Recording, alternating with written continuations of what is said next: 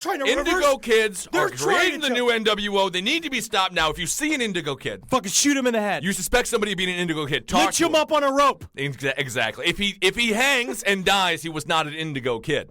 I got a feeling the Indigos die real fucking easy. Real easy. Put him in. Yeah. I don't even. Don't say put them in camps. No. No, like sleeping camps, like summer camps. Put them in a room full of bees. That's what I say. Get them stung to death. They're fat. Their kids are dumb. They're fat, and they don't have their brains are worse now because they're all downloaded immediately. We had to remember phone numbers growing up, things like that. Kids are dumber than we. Kids are pieces of shit now. Terrible creatures. Well, the thing is, the Indigo children are starting to be born. Like, I mean, shit. What? 10 years before Henry? Yeah. Were you born in '88? What? 87. 84. 84? Yeah. We're all old. We're all Yeah, I'm old old. men. Huh. What do you know? You're a young soul. Certainly not 13. I'm no Indigo. I'm a black. It's going to be bizarre when you're Black 63 going on 12. May I have more muffins? I'll tell you this, in these Facebook comments down there, Indigo children really really like to say lol. Yeah, do you read the top one of that one Yeah. fucking fat dumbass at the very top? Had a doctor friend who was interested in us Indigos. So is Chad Huffman 40 Yeah. years old? Yeah. Chad Hoffman at 40. Oh, all right. Good job, Chad Huffman. So I thought I would get on here and print her something off since it's so hard to explain. And I must admit, I became more interested in the comments people had to make. Oh, wait, that's comments spelled wrong. Comments. One person said he studied the whole DNA thing, and I have to agree. There's nothing that's going to show a specific DNA change in one particular group of people, but I'm proof there's a new form human coming on this planet. Indigo children have no concept of capitalization, punctuation. They don't need it. They don't Or need grammar. any of this. Just they don't need to wait till dad comes home. Because they're ADHD or ADD and they didn't listen in class. And sometimes you have to understand, just but when a you're few not little listening, you're things. more important. That's what I You're learned. dumb. I didn't listen either. I didn't do any work, and I pass all the tests. I'm great. Yeah, me I'm an too. Indigo child. Right. I'm sure you picked up a couple of key punctuation marks, though. You read a very good email. I do. Solid email. I mean, no capitalization on anything, but... Well, that's just to keep it fucking casual. Sad, Yeah. Why is the first letter in this word more important than the second or the third or the fourth letter in this word? Thank you, E.E. Cummings. Thank you. Well, it has nothing to do with our DNA, he says. No, It has doesn't. to do with what has come instilled in our hearts. One thing that scares The me, real though, stuff. Because your how father it's- worked too much. Whenever he saw you, he just gave you whatever you wanted. and this is... That's what happened. That's all this is. This is awful. One thing that scares me, though, is how it seems it's cool to be an Indigo. It's one thing to find out and feel happiness to find out it's possible that you're an Indigo child, but if you think it's cool, then you're no more an Indigo child than you are a yellow child. I think that's racist. I think it's racist. Trust Who you calling yellow? Now you're making it more racist. That's good. It's not such a fun thing. Can you imagine being so hypersensitive and intuitive that you literally can't watch the news or read a newspaper because you can't stomach all the negativity Read. or watch what You humans... can't read. You can't read. Or watch what humans are doing to each other or have a hard time going into public because you can feel what's going on in everyone's heads. And trust me, it's not good most of the time. Can we just get back to dolphin rape? I hate the Indigo kids. I hate everything about this conversation. Don't get me wrong, it's a wonderful gift, but to truly be a true Indigo translates into how to truly understand how much pain there is on the planet and what we have to do to understand change it all. It's one thing to have the Shut up, traits of an Chad. Indigo and another thing to be one, but it's not ice cream and lollipops. I'm gonna punch It's this a- guy in the fucking It's face. a disturbing privilege. What is the use of these people? There is none. There is no Like, use. what is it? I think We need to fight an active. They want I to bring know. about the NWO. These are the type of people that are the foot soldiers for the NWO. All right, they're watching the Mindy Culling project on television. You know what I mean? That's what they're doing. I They're know out it. there. I know it. What's the name of that show? The Mindy Project. They're watching that show. I know it. They're watching Jay Leno. They love They're it. giving him ratings. They love They it. chose Seth Meyers to be the new late night host. No, we That's need what they to want. eradicate indigo children. The indigo children are the people problem. from the world. I totally agree with you, and they're the first. It's the first war that needs to be fought in the global coming war with the reptilian and NWO overlords. We got to start. I'm starting to think that these reptilians know what's going on. They And definitely do. They That's why want they to created destroy these stupid little indigo people. They plant these little dumb seeds. So in their you head. were saying the indigo people are disinformation made flesh. Yes. The indigo people All are right. pawns used by the reptilian overlords that are going to be just basically meat And that we're going to have softening to the saw through message. to get to the actual people in power. They're softening the NWO message. Okay, I got it. All right, everybody. Well, we got to I'm angry. Well, thank you so much for listening. Hail Gain. I'll say Hail Satan. Hail thank Satan. you to Corey Griffin. Oh, Yeah. Corey For Griffin coming was- out to my roast, that which was so very sweet. nice. It was so nice to see. Indeed. Hail Satan. Hail yourselves, everybody. We'll talk to you soon. Hail! Megustalations. Oh, yeah, Megustalations.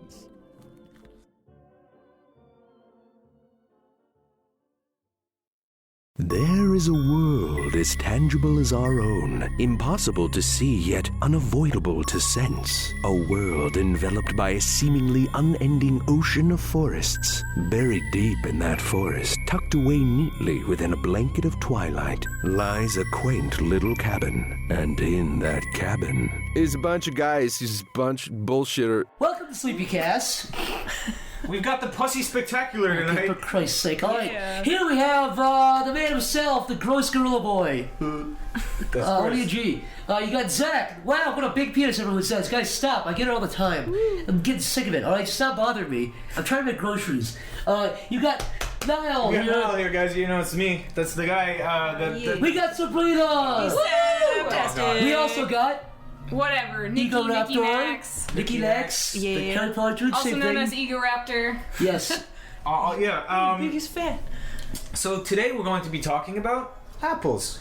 Apples. Where do they come from? Green or red? What color is your favorite? Look, I like a bigger apple. Less of worms inside of it. The crispier the better. What are you talking about? Honeycrisp. Chris, look at the same shit. That is the superior She's not even apple. worth your fucking Honey time. Crisp, She you got talks it, but you about ever this have- bullshit. Did you ever have Pink Lady? Are they pink? Yeah. There's an apple called Pink Lady. yeah. You're They're asking the me if best I've ever had a apples. pink Little lady. tiny apples? No. All ladies are pink except for some girls with No, darker skin don't. are purple.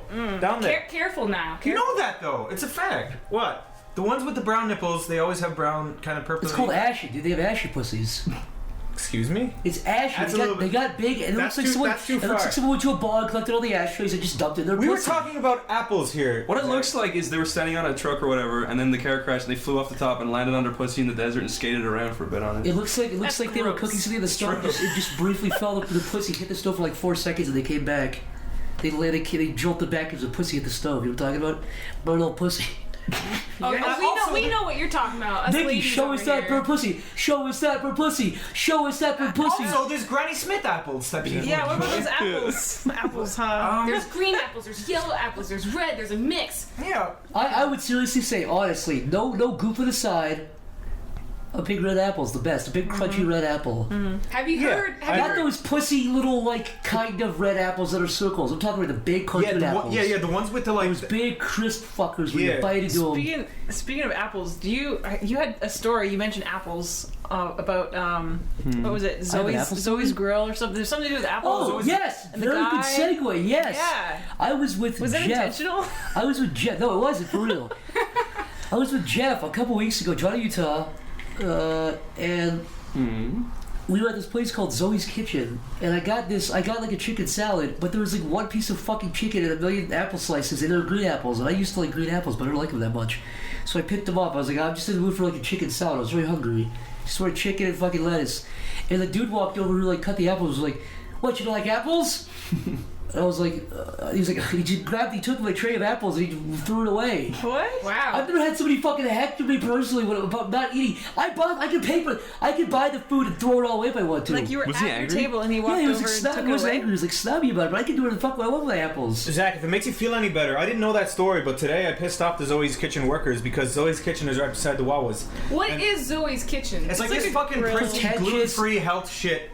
Oh, one of It's those pretty good, but it's pretentious. like a pretentious, Yeah. like bright colors. Like 20 weird bucks for like a wall patterns. slice of breakfast, chicken. lunch. But But I pissed them it's off. got a leaf on it, so oh. Oh. Yeah. But I pissed him off today because I was buying this gentleman here a coffee that he's drinking right now, and That's I bought me, me a boys. coffee too. But I want to change the music on my phone, so I put it down on their table outside, and they were all looking at me like this from the outside, like you Dude, can't do that. And I was like, What? Yeah, but no, I actually cowered in fear and ran away. But yeah, that happened. So Zach, I got Wait. you revenge. Speaking of pissing people off, remember the guy we pissed off last week? Which guy? You didn't piss him off. We did. No, he was. No, he was. Me and Noah were walking home from dinner, and we were outside of our house, and then we crossed the road because that guy. it's hard to cross the road right outside of our house. There's so much traffic, and then we crossed the road, and there was this guy walking towards us. And we crossed the road. He was like, "Hey!" We were like, "What?" He's like, "I'm not that scary, am I?" And we were like, "No." And he was like, "Why'd you cross the road?" Yeah, no, this guy looked like the. He was just. He was wasn't. fucking with He you. wasn't. Fucking He with absolutely you. He was wasn't. fucking with He you. was not He fucking. looked like the stereotypical Vietnam vet. Eye Yeah. patch, cane, Yeah. huge big gray beard, and he was like, "Hey, I'm not that scary, am I?" He Dude, seemed fine. he's seen so many dead bodies in his No, life. I He's know. got a sense of humor. He seemed fine, but then when we crossed the road, we kept walking. We're like, "No, we live here." And he was like, "Oh," but then he kept walking, and he saw us walk more. And No, he was what? like, "You're fucking liars." Yeah, And we're yeah, like, they're "We're not." 2 houses over. But he was like, no, I think what he was thinking was all the Vietnamese people that were like really terrified of him. They had flashbacks of people that were scared of him. And he was like, He was just fucking with you. That's what everyone does when they're older. They fuck with younger. If I was his age, I would do the exact same Yeah, thing. me Like, too. why are you scared of run? The kids run away. It's fun. It's what Yeah. you do when you're I old. can't wait to be old. I Yeah, can't wait to be I an did that asshole. today. I did that today to 15 Maybe kids. that was just you in the future, Zach. Yeah, it's me That's tomorrow. You. Yeah. I came back to the past. You when you came out of the fucking womb, Yeah. The doctor threw me against the wall and I slurred like a rat to the table. you slithering Benjamin monster. Button or whatever. Yeah. There are also apple tree apples, the ones that fall from the tree. What do you think of those ones? They suck. I hate them. Yeah, they're never as good as the ones you buy in the store. Oh, yeah. I disagree. Can I say? There was The an ones apple from tree. Grandpa's backyard? No, not Grandpa. Not Grandpa's. He had squirrels that used to drown. That's a true story. Did I ever tell the story of the podcast? No. No. My grandpa, he's like a Fucking World War serial II killer? vet. He's a Korean vet, but he's also So he's seen some shit. he's seen some shit. He doesn't care anymore. I've talked about it before. He's Clearly. a big racist, but he's a lovable racist. We asterisk that by saying his racism is not lovable, but he's a lovable guy who is a racist. Who happens to be a racist? He's one of those guys. I think I told the story on Martin Luther Alright. King Day. He was like, it's Martin Luther Day. And I was like, oh, Grandpa, you can't say that. Holy shit. Yeah, he's that kind of guy. He just laughed though. He didn't care. He just watches fucking Leave It to Beaver all day. But anyways, So he squirrels. he hates fuck. He loves his like lawn and backyard. Yeah. And he gets gophers and squirrels and shit. Like whenever he sees a gopher holes, he just fucking throws smoke bombs at him and kills them. But he also used to take when he was a little bit more like 10 years ago, he used to take his gun and shoot fucking squirrels from the trees in his backyard. But what he does now is he sets squirrel traps everywhere in his backyard, and he gets myself or maybe now one of my younger cousins to just drop in a pool of water and make them drown. Oh my god. That's cool. You know, I've seen some He traps where it's doesn't like give a kill shit. He some doesn't. What else is he slugs. gonna do? Fucking hit him with a brick or I don't know. That's I've seen funny. like Like, how- if you got a wooden mallet, that would be the He funniest. just jumps in a pool and Yeah. just sits there. I like how this He is- doesn't take pleasure. He's just like, oh fuck, and he drops. You don't know that. He's probably outside He next could to be the jerking window. off to it, I don't know. He's touching his little He's wiener. joking. He's He got could a be little bump. joking, yeah. Have we talked about joking before? I don't know. Every guy just froze up because like, oh god, somebody else knows about joking. This is All you fuckers joking. this you know is it. something that like everyone, every What? man. Okay. Ladies, you guys are for a treat. Every Joking? guy We're listening, every guy, yeah, this is a whole world you don't know about. Every guy listening Knows and about joking? Even everyone here. And they didn't know that any other guy knows about joking, but every guy knows It's an about egg I cracked. I because was it's when you Google how to get a bigger dick, it tells you about this technique called joking. It's where you take you lotion. Basically, you put a warm cloth over your dick, or take a shower. Then you take your hand like this and squeeze your cock from base to tip over like 30 minutes. Yeah. And there's usually guys with like big bump guys with huge cocks like, I joke every day. You're like, whoa, dude. And then here's what everyone does it for like heard this. everyone does it for like 2 days. Like, man, that's too much. I'm just gonna have a small dick my and die. thing is like it's the same as jacking off. Really, you're kind of pulling it, so I'm just jack off. My dick will get. I was Wait, joking so before I knew what it was, specifically though. for pleasure? no, it's it makes just your to dick make your dick bigger. To get your dick bigger. It's stretching an your dick. exercise. Is it scientifically proven? They say that They they say your dick is made of these like this spongy Fibers. substance. Like, yeah. And, Which it is, kind of. yeah, so like you're kind of breaking up the sponges and like it stretches it and then it fills in like. It's the same theory as like working out your abs Yeah, or working out your, biceps, like, where it biceps. builds down and comes back. It doesn't work though. I Yeah, you guys had no idea about this. So, This Ray, is a can whole- you imagine imagine us like in the shower, like Yeah, we take a little it's like, cloth and like rub our pussy lip. I heard about tighter vagina exercises. Someone told me a thing There are. Yeah, someone told me. Is that the equivalent? Do you guys like Google how to No. get tighter vagina? What did they tell No, me? okay. Come on, All the time, best every of. morning. That was Best never a of. new routine. There's muscles or whatever. Like it's different for girls. Obviously, there's no equivalent to jelqing, I guess. But when you go pee, you stop midstream and you hold it for a little bit and then you continue peeing, and that's supposed to Tighten it up. I can just pinch my strengthen tits. That's certain queefs. muscles. I heard that occasional sex tightens the I've never poos. heard of this. See, I think it's funny because I think women underestimate how insecure guys are. Every guy is super insecure. You can have an age stick and be like, man, at least I want 8.5. It's not fair. Yeah, well, Isn't that weird? wait, yeah. go ahead. When we talk about dick Go size on, and stuff, insult our small dicks, Sabrina. No, See sorry. if we care. I lost my train of peanut thought anyway. dicks. well, when we talk about dick sizes, Zach was always underselling himself because every guy are obviously going to do it at the pubic bone. They're I going didn't know you put it to the bone. Everyone was like, Of course, guys are going to do that though. You You mean You guys are gonna- wait, what? you, guys are measure, gonna- you push it to the bone. Guys are going to do whatever makes You it seem push it bigger. into the bone? Yeah, Not guys. to the bone, but you know what I mean. You can't inside the No, that's not how you measure The dick. guy, no, I thought every it was. guy does that though, because it's obviously going to make it bigger. It's going to make it seem bigger. Of course, Well, there's liars. That's But immoral. every guy lies about his dick size. Even if you're close, still in the ballpark. If you're like 6.2, you're gonna say 6.5 because it's easier. You round up to every fifth of an inch. You give out for rounding up numbers, but I No, don't do it with a wiener. Look, every guy goes to every half an inch. Nobody. Yeah, you if kinda you think it's round up a little 5.1, you're like, yeah, it's like 5.5, pretty much. So, do you You guys round still up. jelk today? No. like I said, joking is the thing you Is do. that phase over? Joking is the thing every guy does for like when 2 you're days, and you're like, when you're 14, you do it. yeah. And this involves a gel. No. It's I don't know what It's just called gel. Some Gelking. guy You made literally up. take lotion, just do this to your dick. This I guy was called doing that when I was a Dr. teenager John before I Jack. looked up what it was. I was already just doing it because I thought it would work. But then what about the whole because I guess There's like no a cocktails pump out Have you or seen whatever dick would be the stretchers? same idea. What? Have you seen dick stretchers? No. They're these fucking things you tie to your leg or like around your knee, and your I dick have gets seen those. pulled down to it like Yeah. with an Oh elastic god, I rubber wouldn't band. do that. Oh my why God. don't you just tie it to like a door frame and just hang off it for like a few hours? There's a video of that. Have you seen What? that? Yeah, Chinese guys like tie weights to their dicks and they're like, oh, like their face is purple and they're sweaty and shit. There's a video of a guy swinging around in his doorway with his dick. He's having the best time ever. What? Oh my You god! guys watch the worst fucking videos. serious? You don't watch enough videos. Yeah, you don't watch enough. I don't want to watch enough All you do is Chinese steal guys coffee. with You weights told on us their you watched wieners. kittens get stomped to death, and you won't That watch was a guy on swinging by his accident. dick. First of all, that was on accident. You watched okay? the whole thing by accident. Bullshit. It's you. on fucking MySpace, okay, on the message And you board. watched all of it. What did you watch? I don't want to talk about it. Next came over, she was like, I saw the best video. A kitten getting stomped to death. I love every second. And her pussy got She wet had and dripped on the crazy floor. eyes when she I might said cry. If somebody showed me a video of a baby duck or something dying, I might cry. I've seen some I've al- awful shit on accident. Like Sabrina- I don't seek out these videos. Sabrina, what's the worst video you've ever seen online that you actually like saw? That you were Probably something one of you guys sent to me. To you know, I be mean, like honest. somewhere like a picture too. Where you're just like, holy shit. ISIS videos?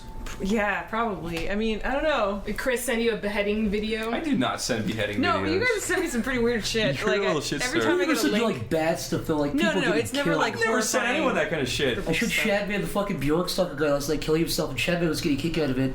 He's I've never "That's seen that funny." one. He put on this big fat gamer guy who does. I Oh forgot- my god, when Corey was laughing at that, I was crying laughing at Corey He, laughing. they basically the context is Shadman and Oh, yeah. Corey were putting this. They showed me this video of this big obese guy like, oh, I hate the fucking GameCube. Yeah, he's like, And there's the Nintendo shit cube. And I mean, he has like a cane or like a broomstick There's a or sound he something. makes in the intro where it goes, oh. And also, dude, that sounds like the fucking Bjorkstock when he kills himself for Ricardo Lopez. And I showed the Shad, he got a kick out of it. And Corey was like laughing so fucking hard at that fat I'll tell you guy. why though. It's because it was a huge computer with massive speakers, like boom, boom, boom. Oh yeah, we were in the Newgrounds offices, and the Pico Day setup was already there, so there was like a huge projector with like massive speakers all around. Corey blasted it, and there's this big fat guy going, "Oh, Nintendo shit cube!" What else did you play now? Yeah, I gave her. So Corey's been staying at Stampers over the past weekend because of Pico Day. Yeah. In the mornings, I've been hanging out with him and Shad playing Mario Party 3D World. Oh, I missed Corey those days. is so intense when he plays Dude, it. He was stuck on a level, and he was red faced screaming. And of course, he was quoting like all these game reviewers, Yeah. and Shad's making all like trivial Oh, questions. Shad's fanning the flames the whole time. Corey, calm down. It's only a video game.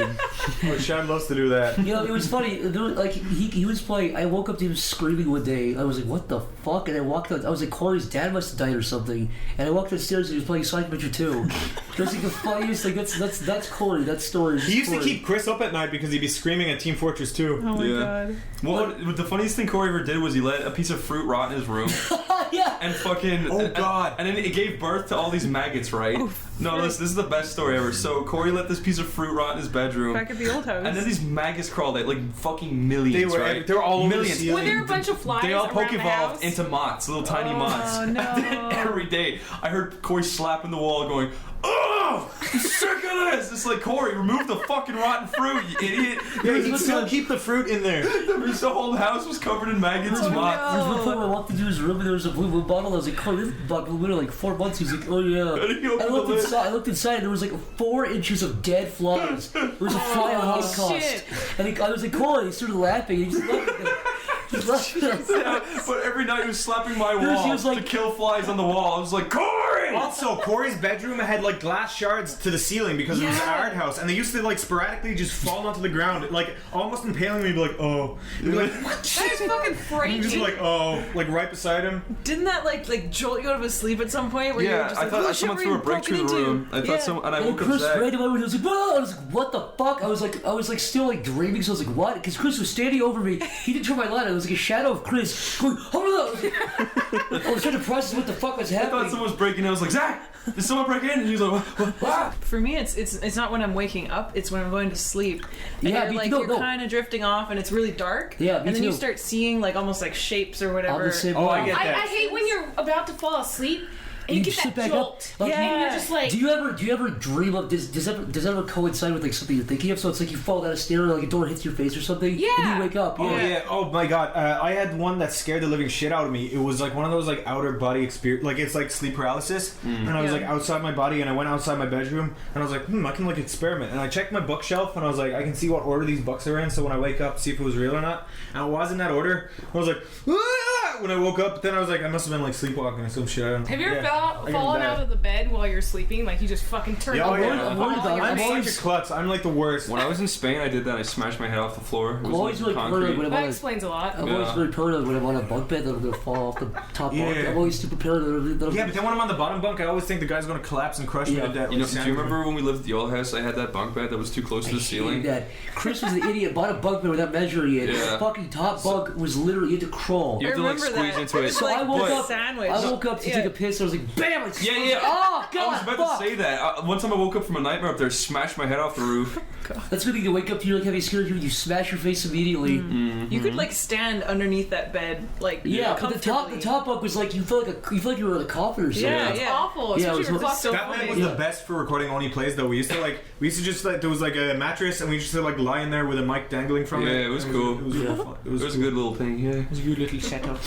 Yeah, I miss that house. Like especially living with Shad and Corey. Like just that, like Shad would just walk in like every now and then, just be like, "Hey, what are you guys doing?" And we'd be like, and then just have like a long conversation. You know, it's weird. A lot of people would give him credit for it, but he's a great guy to have conversations Yeah, with. he's just- You'll- Yeah. You'll see some of that when we Yeah. use on the He's a great podcast. guy in general. He's a good conversationalist. You can talk to him. I mean, there's Every night at Stampers, we always end up in the kitchen, and Shad always Yeah. joins us. Oh, we that's talk right. He for still like does that. hours. We have We- like great he He does those kitchen conversations. talks that they were Yeah. like iconic. I'd wake up at like 3 a.m. for water, and Shad would be in the kitchen, and then like I'd go back to bed at like 7 a.m. after just talking for like 5 yeah, hours. you're just looking Yeah. at talking. I was like, talking, holy talking, shit. yeah. Yeah, he's always down there making his tea or whatever. You're always Yeah. talking Kitchen about corner something. with It's weird. It Shad. could be fucking. It could be the Outer Gamer one night. It could be fucking like time travel the next night. It's what's always fun about Yeah. it. He has such interesting perspectives on things. Yeah. Like he's not like a normal, like He's not normal. You know, of course. He not. has, he has best an way. alien. The he best has, way he to has, describe him is Shad is against nature. yes. Yeah. No, like Shad would thrive in a like post-apocalyptic setting. Pokeball. It always reminds me of Pokeball the, setting in a Pokeball. it always reminds me of the uncle that fucks with you. Oh yeah, he's like, how you doing, eh? Except your uncle wouldn't put actual knives to your throat when you walked up the stairs like Shad would. But yeah, You probably had it coming now.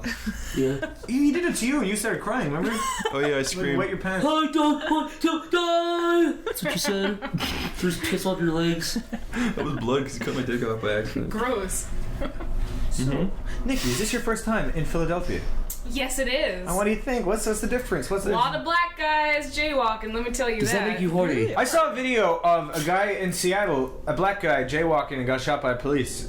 Was that? Are you sure that's I Seattle? swear to God that was Seattle. I swear to Seattle. God I remember that was Seattle. You're from Seattle. Talk about that. Jaywalkers are Seattle fucking sucks. scum. It's beautiful, but I hate the people there. The Very hipsters. pretentious. So many business. Is it like people. art school just in like a state? Isn't it California kind of blood up a little bit? A little bit. Yeah. Like the further But up you there's go, a like lot- Portland, then Seattle, it's like more hipstery. Seattle has Amazon, Microsoft, it's got Adobe, it's got Google, it's got all these businesses that keep inviting people to move in from like India. Silicon Valley, those little skinny guys with mustaches and No, glasses. like they're flying in people from like India and everything. So there's a lot of Indian people there. Gross. There's a lot I heard of different Seattle's kind of ethnics. the new like growing area, the new booming area. That's the new kind of place to go. It is. I mean, we I always got, wanted to go there. weed legal. We got You do? We got Oh, yeah. coffee. It's Whoa. still very pretentious. Talk about the weed being legal. Seattle's a bunch of people that are hard to talk to. There's a thing called Seattle Freeze, where like people just they aren't friendly. They won't make eye contact. It's hard to have a conversation. I think I when know you're why that standing is, in because they're line. all kind of thinking, like, if they're that kind of person that you're talking about, they're all, like, thinking about themselves all the time, so, like, yeah, they try to bring the conversation. You're just concentrating on what you're doing. You're kind of worried about like if people are looking at you or not, and you're just like. That just sounds like you're very socially awkward. A lot of people are in Seattle. Oh, really? I feel very out of place. Like here, I feel like I'm at You're at home. I'm at home. There Like you go. I can talk to people on the street. I go out with Mick to like a grocery store, and he's Everyone having a here is regular super friendly. conversation. That's the good thing. Yeah, about like, it. I lived in New Jersey as well, and compared to there, like, the Phillies just look worse at I it. always find lived that in New too. Jersey. Yeah. I don't want to hate on Seattle so much because it is like a booming place. Like I've met a lot of good people there and everything, and it's beautiful in the summer and spring with the mountains and blue Puget sky. Sound, is that the... Yeah, the Puget Sound area. I mean, it doesn't rain all the time. If anything, it's just cloudy. It's like Irish weather, I think, isn't it? Like, It is. Yeah, Kind of so we're foggy, used to kind that of shit. cloudy, gray. What's the friendliest place you guys ever were? Ooh. Friendliest. Probably, I mean, the more touristy places in Canada are super friendly. That's good. Jasper and Banff. They're two separate places, but Banff? they're Banff, BANFF. Oh. Banff, like not like badass Badass motherfucker. It's close to it though, but it's really touristy. So there's a bunch. But of so are they just people doing that for show because everyone thinks Canada is like a really friendly Maybe. place, and then the further out you go, the No, more that'd be a crazy. hard But act it to keep really up. is- Probably it just- really it's is a a nice cool little place. Well, place. North Korea keeps it up. Really though, no one's really Well- that friendly there. No, this well, isn't anything like North Dennis Korea. You just compare fucking North Korea to Banff, Canada? Yeah. Well, Dennis Rodman fell for it. If he fell for it, everyone. He's Dennis Rodman. That's true. No, it's nice though. There's just tons of wildlife. Like it's a place where like elk and bighorn sheep and whatnot like would just walk Cool. across the I street. love bighorn sheep. Yeah, and like you can see bears too if you're Sure lucky. you do. Um, You and like can big feed 'em. horns, don't you? Like, it's cool. Nice, dude. What about you guys? Iowa. Iowa. Yeah, the Why? Midwest. Why? I said what? Everybody in the Midwest, you can ask if Stanford was here to tell you this, because he has family in the Midwest too. Everyone there is super friendly. Yeah. Like here, but on crack. It's ridiculous. I have to say Philadelphia so far. I've been to Burbank, California. I've been to LA. That's your San problem. Francisco. You've been to California. That's why Been to no one's fucking Florida. friendly. Philly's, yeah. Philly's like Ireland in the sense where people are really, really friendly when you start talking to them, but no one goes out of their way to talk to you. The Midwest people be like, hey, people Yeah, like people get come up to you, it's yeah, weird. Yeah. People come up to you, try to get to know you. Because it's like here, there's a lot of people. It's a little intimidating when you think about it. It's not. It's lovely. Really, it's really, I love that shit. You never feel like, oh, get the fuck away from me, you weirdo. Yeah. It's always like, hey, how you doing? I never had a friendliest place that I've been to. I think everyone's kind of similar everywhere. Go to Iowa. Yeah. No, they're not pricks. I just. They're not pricks. Yeah. Well, how about like the opposite then? The meanest. California. I haven't been to California. The meanest Did you place read I've been that, to. Chris? They're not even dicks. They're not people. The meanest They're place I ever weird was robots. was fucking Rome. Really? Yeah, you said Europe is a shithole.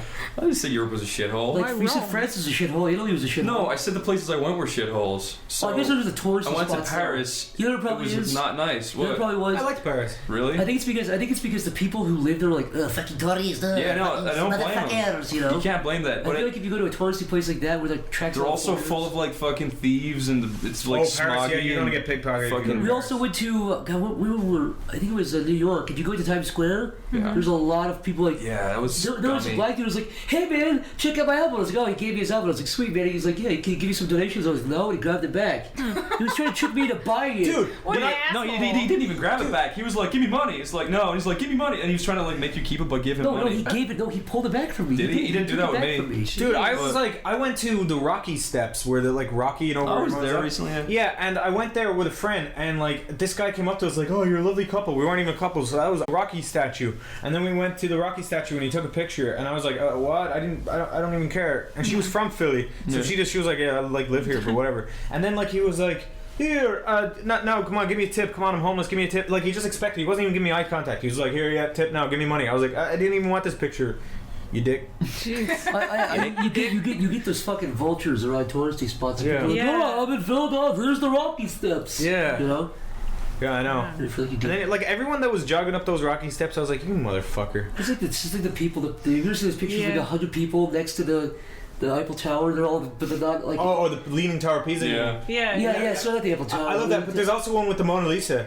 There's a Oh, picture yeah, like that it's- where it's yeah, just yeah. like it's a tiny little picture, like the actual Mona Lisa, and there's just it's like very a ton of small. tourists A like million with their phones, Yeah, and yeah, like yeah. you stand back. And then there's an amazing, brilliant masterpiece behind the Mona Lisa that's much better paint like than the Mona Lisa, and no one looks at it. The Mona Lisa's good, but it's. It's all right. The Mona Lisa. What's so great about it? This is a serious question. You guys are artists. What's so great about the Mona Lisa? Look at I don't everything know. from Lead Time, on us, look at Sabrina. everything Lead from on us.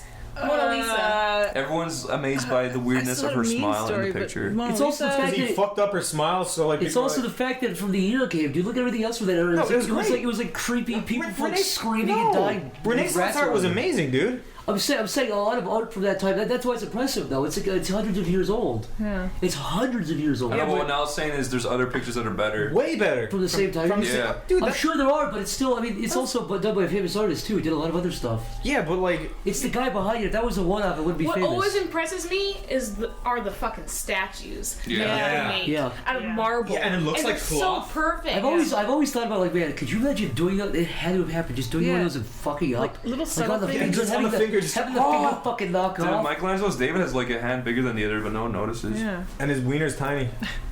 You give him You credit. notice not that, huh, erection, you- Niall? What? You notice his wiener. Of course it. Well, it's kind of prominent. You lick your lips too.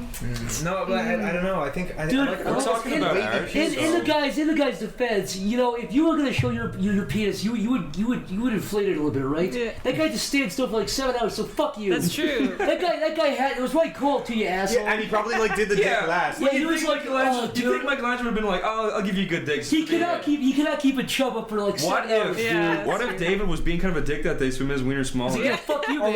what if he There's did what, artists what that you do were that. saying about the finger? He chopped off half it. He was like, "Fuck." He just Oh had man, to, I'm like, sorry. I'll get just to say it was his cold. I don't know. I'll say what you in the pool afterwards. Before. There's real talk though. There's some statues out there that like you'll get like veins on the back of the hand. They'll capture my that so God. perfectly. Yeah. You'll see like But it's the tendon. You know what I also realized that too, I though? think is amazing. What the fuck else were they doing?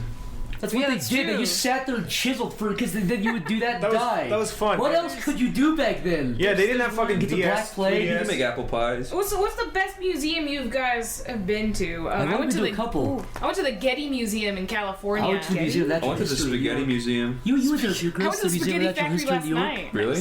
No. The Spaghetti Museum? What's in the Spaghetti Museum? What do you think? I don't know. Spaghetti.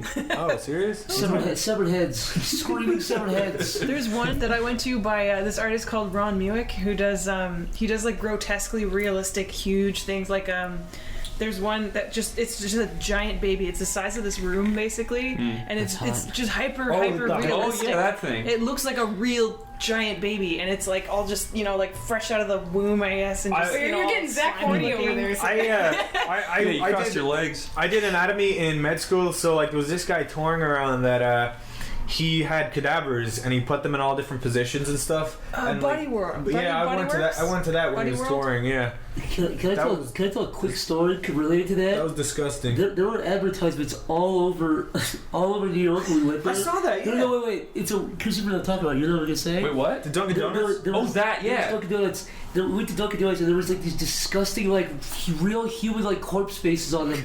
And the employee behind the counter pointed to it and he was like, this is without skin human. I remember that. The weirdest fucking thing ever. We were like, It was just you were staring at a prototypical Dunkin' Donuts worker, and we That's just a quote to be Yeah, able can to- I have a coffee, one turgo, and then he just points, and we looked at it, we're like, what is that? And he goes, that is without skin human. I wanted to you, frame sir. that and say like Dunkin' Donuts guy in 2015. Yeah, just take a picture of him and just Yeah, like, yeah, make it a like black and white smiling. photo.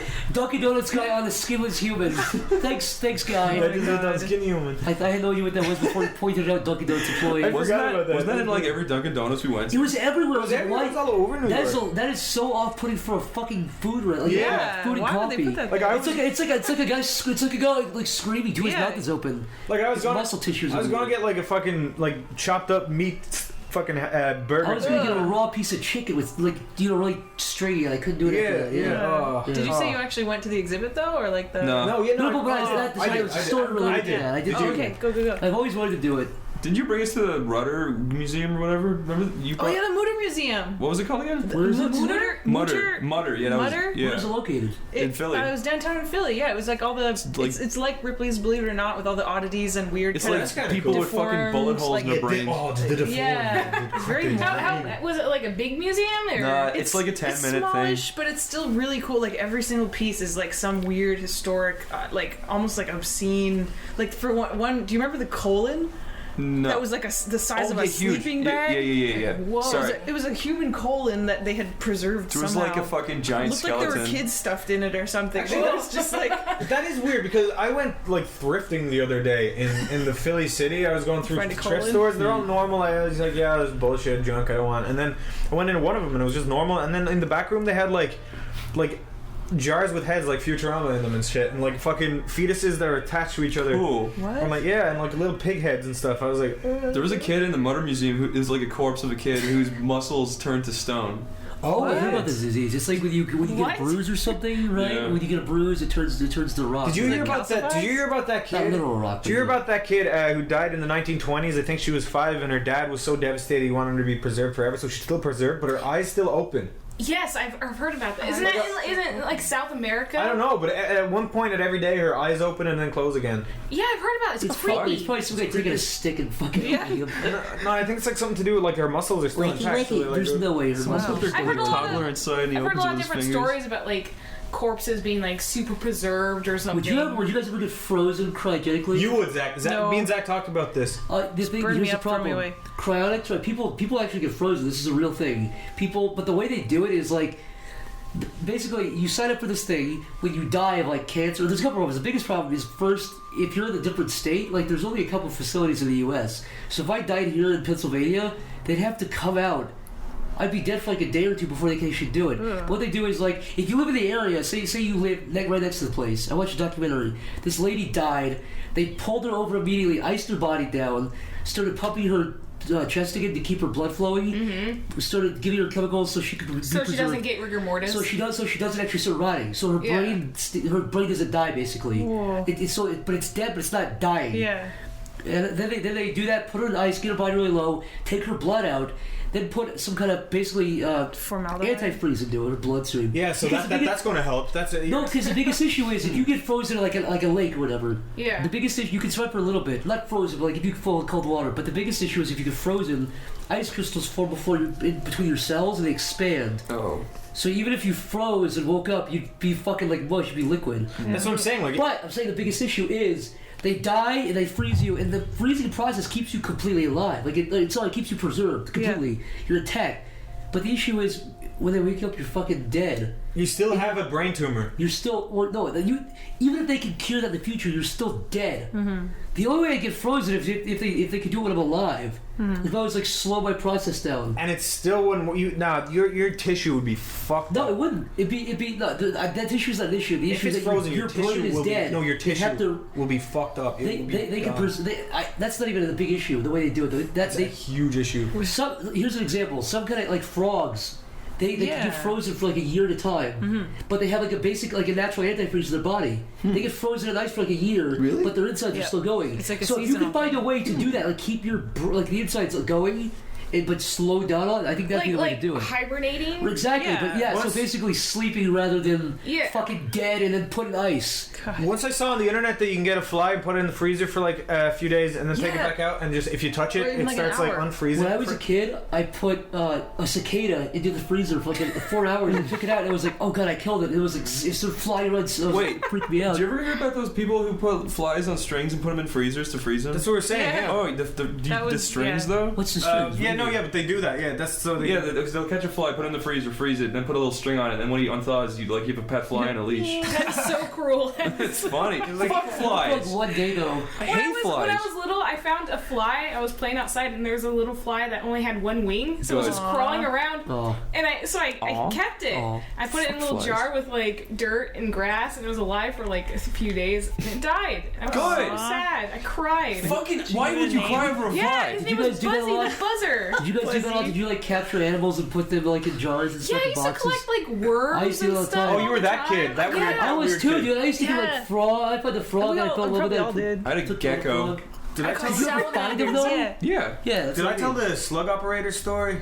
I think so. Operator? What the? Oh. Yeah, he'd find a slug and then his eyes would lock onto the slug and he'd go, "Danger, danger, slug operator," and he'd walk over to the slug and he'd like slit it open. What the fuck? Oh my god. Yeah, he just slid it down the middle and then like all these little baby slugs came out of it once. He sounds weird. It was you, wasn't it? Do you guys kill flies when you see them or no? Me and Chris had a fly problem in Wexford when we lived in Ireland, and that was disgusting. It was bad. It was bad. It was disgusting. Tell the story when you came home. Oh yeah, so me and Chris went to my house in Galway. That's like the other side of the country, and Chris went home a day before I did, and then when I came home on the bus, I walked into the house. And Chris was on his computer, just like surrounded by, like absolutely like fucking he was like, flies. He was like, hey. He was like, hey. Was that because of the watermelon or no? No, the watermelon. Hey, tell that story, Chris. Did we never? Wait, but why was there so many flies though? Because you're stinky. No, that's not why. Because our ex-roommate left a shit ton of. That was it. Yeah. Okay. He left a shit ton of bags in a closet. Yeah, I went to American. Now I'll stay with my ex-roommate. My ex-roommate was supposed to take out the trash while I was gone, and when I got back, he left. So he left fucking 50 trash bags. They were just in a closet that like, tucked away. It wasn't my fault, but what was my fault was the watermelon. So I had a little tiny fridge in my apartment. I put a watermelon in it, and I ate a slice. And then I forgot about it. And then 2 weeks later, I opened the fridge, and there was a fucking forest growing inside my fridge, and flies flew out. He literally threw his fridge away. I mean, you guys have some of the most disgusting, like, look, with the I didn't think that would happen. Flies, maggots, this is what happened. shit. This is what happened. We fucking got the fridge. We're like, this is a lost cause. So we drove it to the dump. The dump wouldn't take it. So we literally dumped it in a quarry somewhere, and we sealed it. God. Sealed it. Some little boy found that ate the watermelon. He opened it. He turned it to Flyboy. Some say he still flies around Ireland to this day. So, something I wanted to talk about a little bit earlier. We talked about can she finish her crocodile tangent? Oh, that was it. It was just I remember chocolate crocodiles. That's all. Do you guys remember candy cigarettes? 10 out of 10, Sabrina. Did you guys remember candy cigarettes where they were called candy cigarettes? Yeah. Well, I used to be like, yeah, no big deal. I used to blow the dust. I can one up you there because when I was younger, I was like a little bit older than the kids in my estate. And I tried to be cool, and I remember seeing like cigarette butts on the ground. I was like, "Check these out, guys! Pick it up!" And tried to light it, but I didn't know what I was doing. I was like lighting it before it was in my mouth. I was like, I did that too. My friend Jason and I, we used to go to my dad because my dad smoked disgusting cigarette butts out of the fireplace and smoke them for like 40 seconds. No, gross. My friend Jason, I don't know if I ever told the story. Did I ever tell the story? No. My first cigarette I ever had, I was like 14 years old. My friend Jason came over and he's like, "Dude, let's go smoke a cigarette." I was like, "All right." We went to the woods. And he had one. It was just one cigarette. I don't know where it got it from. He pulled it. We were like coughing. I don't know why I did it. We were coughing, like wheezing and shit. And then we came back to my house, and immediately my mom was like, "Why do you smoke cigarettes?" It was like a fucking TV show. And I was like, "Oh, I got a blue cigarette smoke on the way back." And she didn't fucking believe me. Did your heart like sink? Yeah, it was like, yeah. How I think old I did say like I didn't smoke a. I panicked. I was like, I didn't smoke a cigarette. How old were you? I was like 14 probably. Yeah, same for me when I got caught. I was an idiot. What's your cigarette story? For me, it was even stupider. We just found a pack of cigarettes sitting on a couch in a Future Shop, and we're like, ha ha ha ha. Do I have to smoke these? And we went. It was my friend Melissa and I. I went back to my house. She took half the pack. I took the other half, and I was like, I'm gonna try smoking. There wasn't even anybody around, so I don't know who I was trying to impress. I was just like, I'm gonna try smoking. So idiot me. Like here, my room is in the basement, and then there's a little vent that just goes like right Fuels to the in the entire middle. house? Basically, yeah. So the one place God, that my dad Sabrina. sits all day long, every day, is just happens to be right above this vent that's also attached to my room. And it took him like 0.5 seconds after I lit this cigarette. And you know, I have this teeny tiny little football-sized basement window that I cracked open, and Like Caesar the monkey. I thought you was gonna say I have a teeny tiny little football head. I was like, what? I had a little football head like Arnold. But no. So Sorry, go on. So I light the cigarette and I'm trying to smoke it out the window all sneaky because I'm thinking all the smoke is going out the window, but it's going up the vent, which is directly above my head. And as soon as I light that cigarette, my dad, I just hear thump thump thump thump thump thump, and like my door's locked and everything, right? So I can hear him trying to open it, and, like I put out the cigarette, throw it out the window, and all the rest of them too. And he's like, open the door, and like, you know, I open it after a couple seconds of scrabbling and throwing away the cigarettes, and like. Did he know? He knew Straight away? right away. Yeah. Did you get grounded? No, there was like this big intervention conversation. Oh, that, Jesus. My mom sat me down. My dad was talking to me, and they're like, "Listen, Awkward. Were you crying? No. They were like, crying? you know what? We respect your decision. If you know, just be honest with us. If this is something you want to do." It was like I was coming out to them or something, and they were just no, talking I just to found me. this packet and I thought it was cool. Yeah, and they were like, "Where did you get this from? Who gave this to you?" And I lied about it because I didn't want to. You know, To throw it. When I was younger, my friend Jordan and I, we went down to Pike Place Market in Seattle. There's a magic shop there, and we were looking at these packets of like love potions or whatever. And at some point, I think I accidentally grabbed one and put it in my purse or something. Accidentally, huh? Accidentally, I promise you. You wanted to woo all those boys with that love potion thrown on them. I wanted all the men when I was 12. Let me, Scott, you bitch! And they ran away. That was the end of it. So we left the magic shop. On the bus ride home, I noticed it's in my purse. I'm like, oh fuck.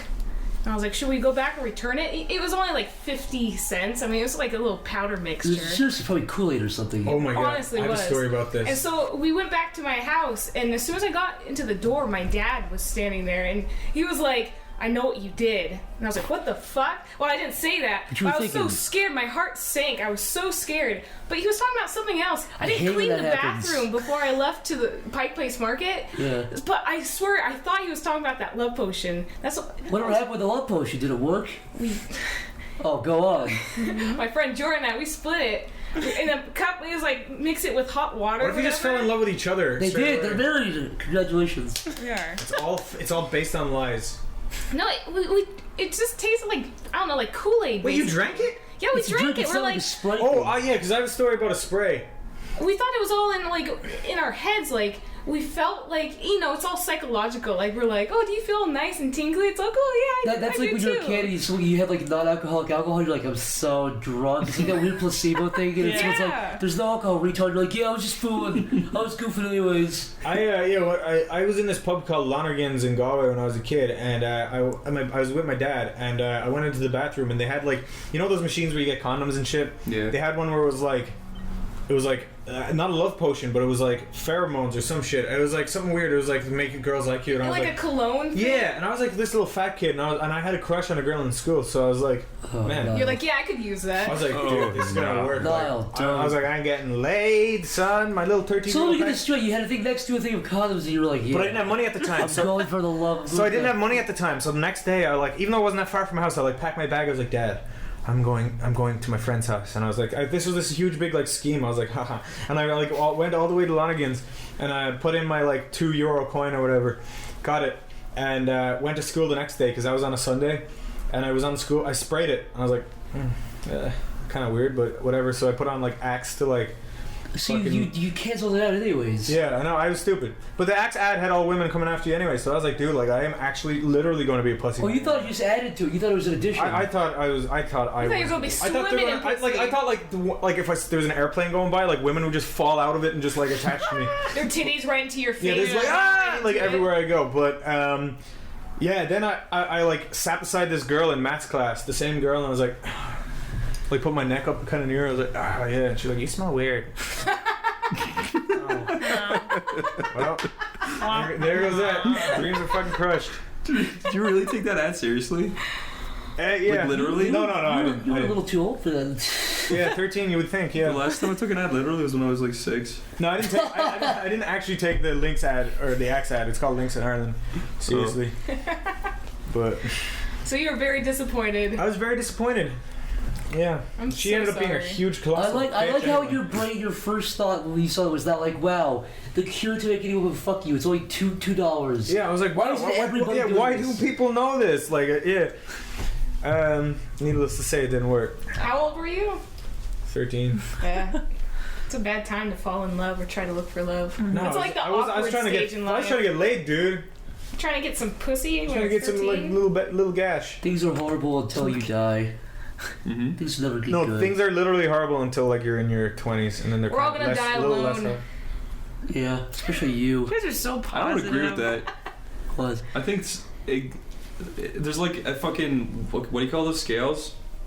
Scales. Yeah, you know those things that do Scales? that. Graph? Whatever. Anyway, when you're in school, life is power, bad, I but guess. also shit because you're in school, which is bad. But life is good because you're getting everything handed to you by your parents. But then you get out, but then you have to fend for yourself, and it's still just as shitty. No, it's not as shitty. It's not as shitty. Sometimes it Independence is. for me is way more worth it than having to live with parents. That's true. Being an adult is way better, dude. Yeah. I can eat ice cream for breakfast. However, but you guys, Do you guys never just think back and be like, oh, do you remember the lack of responsibility? No, dude. The lack What do you of mean? levels. Absolutely not. Totally. I wake up whenever I want to. I get to fucking. Do we draw as a living? No, Yeah. but the only reason for that was because you were in school, which was shitty. When I worked in a supermarket, I legitimately wanted to kill myself. So it's all about perspective. Yeah, when I looked at fast food too, I was like, man. Yeah, that's what I'm saying. It's like, but a lot of people are like that. Yeah. Jeez. I worked at a bakery and coffee shop in downtown Seattle for about 2 years. I had to wake up like at 4 o'clock in the morning because Oh my God. shift was from 5 to 1 o'clock in the afternoon. Ugh. So my dad had to that was before I had my license, so he'd have to drive me down there. Oh. I want to kill myself. Yeah. Just it's waking up so early. I had to go to bed at like 8 o'clock at night. I was Yeah. thinking of I have no creative life. ways to kill myself Why do you have to be creative? You're gonna be dead at the end of it. because I was bored. It's fucking easy Yeah. to kill yourself now. You just but didn't try it's hard like enough. creative ways. No, yeah, you did apply yourself, Niall. That's why you wanted to kill yourself, because you were slacking on trying to kill yourself. All I right. was thinking, the belt that like you put groceries on. I was like, if I like tie something to that, tie it around my neck, and just turn it on, and It's just a little like slow. slowly It's a decapitate little myself. slow. Yeah, there's stuff I like don't that. think Twice motor you would be chucked like, strong okay, enough. you probably see that's too much time because you start regretting it as it slowly Yeah, but then I gets find sucked through. Yeah. When I was younger, I left a pan on the oven, and then there was nothing in it. I just left it. It was on the oven was on like high or the burner. Yeah. And I remember stove. the stove top. And then I remember I came out of the bedroom. And I was home alone at the time. The whole house was just smoky, like black smoke, and it smelled awful. Oh God. I grabbed it and I threw it in the sink. Oh, turn the sink on, watch it fucking explode in smoke. Yeah. I was so close to starting like a huge fire, and I was only like 9 years old. Did you ever leave the sink on and let it flood somehow? No. When I was a kid, I had those little inflatable things that we put the pills in, and they inflate this stuff like a giraffe. Or, Oh, yeah. I had an Alphabet one, and I was like 6. I put it in the sink and left it on for like 4 hours. I got yelled at. I have a story about flushing corn down the toilet. Oh wait. Was this You're digestive? gonna have to corn? tell that one. So Is it already ear of through your corn? digestive system? corn on the cob. Wow. Whoa, you got a full one came out in the turd? No, I was eating dinner. I was about 5 years old. And I was really self-conscious about finishing my food. I don't know why. Wait, you mean like you didn't want to finish it all? You felt... I felt bad. Like I always felt like I had to finish my food. My Oh, parents you never. felt obligated to finish Yeah, it. yeah. Okay. So we had corn on the cob for dinner one night, and I couldn't finish it, and I was really nervous. I'm like 4 or 5 years old, so I grab the cob and I sneak away into the bathroom, and I try Where did flushing you it down put the the toilet. corn in the cob to sneak it away? Did you put it in your shirt or something? Yeah, like down my shirt. I hid Oh it my behind my God. back, walked away from the dinner table, and be like, "Oh, excuse me." So I went to the bathroom, tried flushing it down the toilet. Of course, I get stuck. Your parents totally noticed you had a big fucking corn in the cob. Like, at the They're time, like, you're man, like, yeah, she you're takes so- mega turds. They also noticed your fucking. They didn't think you ate the whole piece either. They noticed it was gone, but in your mind, you were like, yeah, I'm fucking sneaky. They saw it on your shirt. When I was 2, my sister. Wait, I'm not done. Wait. Oh. So my dad, he had to fucking take the toilet out the bathroom. Oh shit. And he had to fix it. He had to unclog it in front of the lawn, in front of the house. And all our neighbors watched. And my dad was so mad at me. He still calls me Cornflesher to this day. That's his nickname for me. When he gets mad at you? Yeah. And we were like, when we go out just in grocery shopping together, he's like, "Can you grab that Cornflesher?"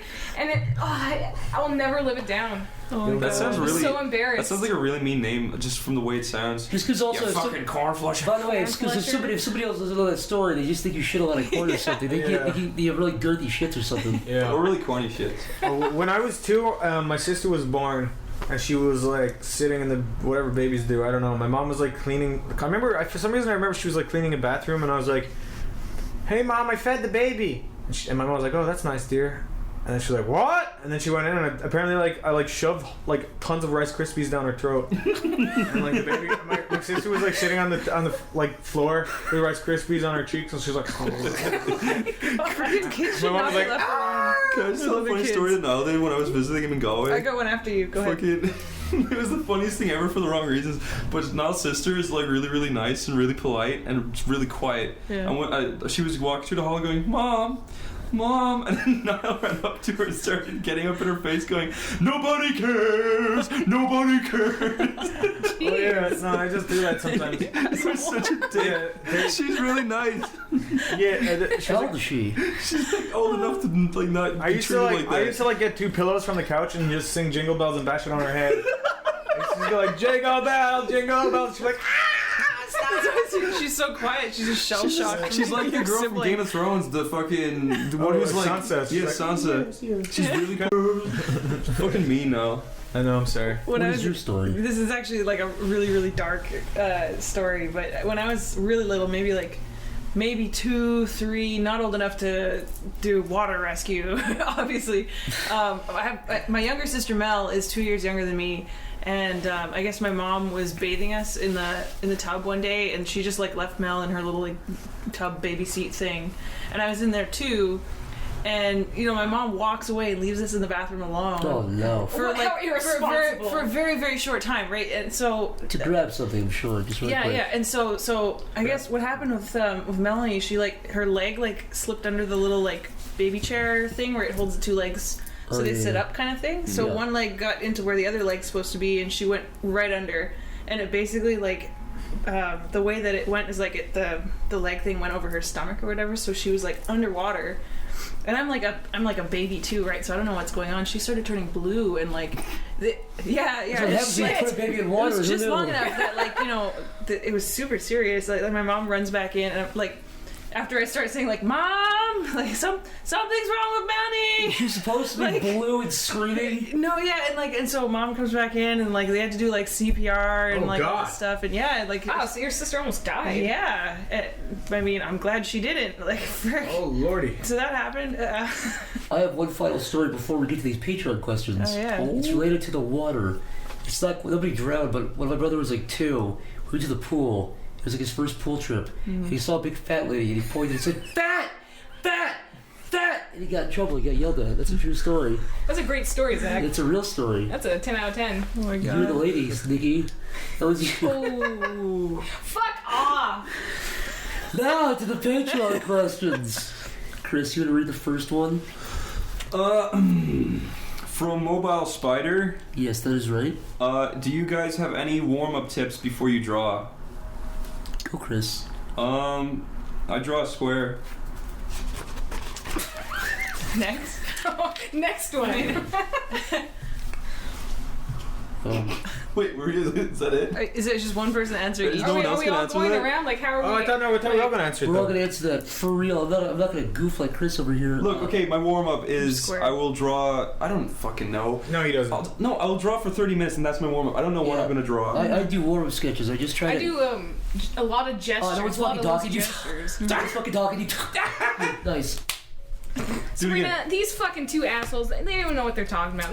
They got their dicks in their hands, right? You're the one with the titty on your chest. Whoa. Hey, nice Are you titties. jealous of that? Oh! That was kind of. Oh! Sorry now. When I do streams, Hey, shut up! I haven't answered yet. No one cares, Zach. I haven't answered. Okay, Shut go. your fucking mouth. Like what he said, I do sketches. I would do sketches for 30 minutes to a whole hour if you want to. But a couple things you could do. try to do something different every day, or if you want to, try to pick something like hands or like a head or something, or fucking ears. Break it down. A lot of people, I said it before, but a lot of people get fucking overwhelmed because they think you have to get good at anatomy and colors. And it's like, no, pick an ear. If you want to get good at the ear, just spend like 2 days out of the ear or whatever. Just pick something every day to get better at. Yeah, I agree. Yeah, and also what's fun to do is take an old drawing like a year ago or 2 years ago and redraw that. Yeah, Zach does that a lot, and it always comes out nicely. Yeah, it gives you a nice boost of confidence. Yeah. Oh, it's good. You see how much your style changes, see how you draw things differently. Yeah, Zach was doing one recently of an Indian guy, but like Zach made like the head shape much more appealing. Like it was kind of. It was a really good drawing like 2 years ago, but he made the head shape so much more like concise and nicer to look at. Thank you. I think it just comes down to like breaking stuff down differently. Yeah. So that drawing, you can also do caricatures. I do caricatures sometimes, or even That's mainly what I do. take a cartoon character, fucking Dexter's Lab, whatever show you grew up with, and just draw that in your own style. Yeah, you drew a fucking Dexter's Lab picture. Oh yeah, we all did that one day. Yeah. So that's my advice. When I do streams, I ask the people, I'm like, yeah, what'll I draw? And then I use that as a warm up, and then I do commissions on my streams. So like just like I ask people what I draw, and then I'll do that's my warm up, and then that's all I do. What about you, Sabrina? Depending on what I draw, because I do a lot of figures and like things related to drawing people. Usually, like in the figure drawing classes I've taken, they start off with really, really quick stuff, and then it gradually increases into elaborate. a longer sort of thing. So you can kind of, you start off really loose. Like you're probably not gonna like the first ones anyway, so you're not committed to that. You're just getting warmed up. Just fuck it out of the way for Yeah. You do stuff that is short as 15 seconds, 30 seconds, and you could do faces, you could do whole poses, like gesture, like quick stick bend kind of thing. Just whip it out. For Another website that's so handy is Pixel Lovely. You know. I was gonna say Pixel Lovely. But the 30 Castle. The 30 seconds is way too little for Castle me. one's down. I used to use it. No. I think it is. I'm not sure. that. No, Don't quote me Pixel on Lovely is great. They have like so many pictures. Except that ginger girl always annoys me. that. Same picture. You know that ginger girl? I think I've seen that. Yeah, the I one. have The tits. Adam Phillips sent me a website that has different anatomical references, and it's a fucking the 3D really one? good site. It has like what? The 3D one? I'll show it. I'll post it on the description. And for art this blogs on podcast. Tumblr are really Yeah. helpful too. Yeah. Yeah, Yeah, even on DeviantArt, there's a ton of like tutorials. I'll link all the ones that I have set bookmarked Yeah, because I'll they're really give you. good. The ones I'll I use send you always those, help Zach, me out. because I've got a couple bookmarked too that I like. Yeah. There's some that are good for like animals, faces, whatever you feel like. Yeah. Just pick something that you're not quite comfortable with, Yeah, and go out of your comfort zone as much as you can. just so like an hour or 2 hours aside or something like that, and then Because a by lot the of end people of are it. like, I can draw really good pigs. It's like, well, draw something besides it, whatever. keep whatever doing it new is. stuff. Yeah, Don't yeah. do the same thing. You'll get bored and stagnant. And Yeah. Go ahead, Nikki. Yeah, basically, Sabrina summed it up the best, just gestures and stuff. Also, like another fun technique or another activity, whatever, is like you draw a shape. And then you try to make something out of that shape. Yeah, that's always fun. What's fun about It's that just a one is fun if you game, could too. get somebody else to draw the shape for Yeah. you. So Yeah. get somebody else to just draw a weird fucking shape and then try to draw a face. Or Yeah, try to like make at the office the other day, we were Yeah. drawing shapes, like make that into a sexy lady. And Yeah, of course, yeah. they're like horrible looking, There's the form, yeah. but it's fun. On this note, I'm curious. This is wasn't asked by anybody, but I'm curious. What is your guys' favorite thing to draw? What do you prefer to draw when you can? I know it is for both of you.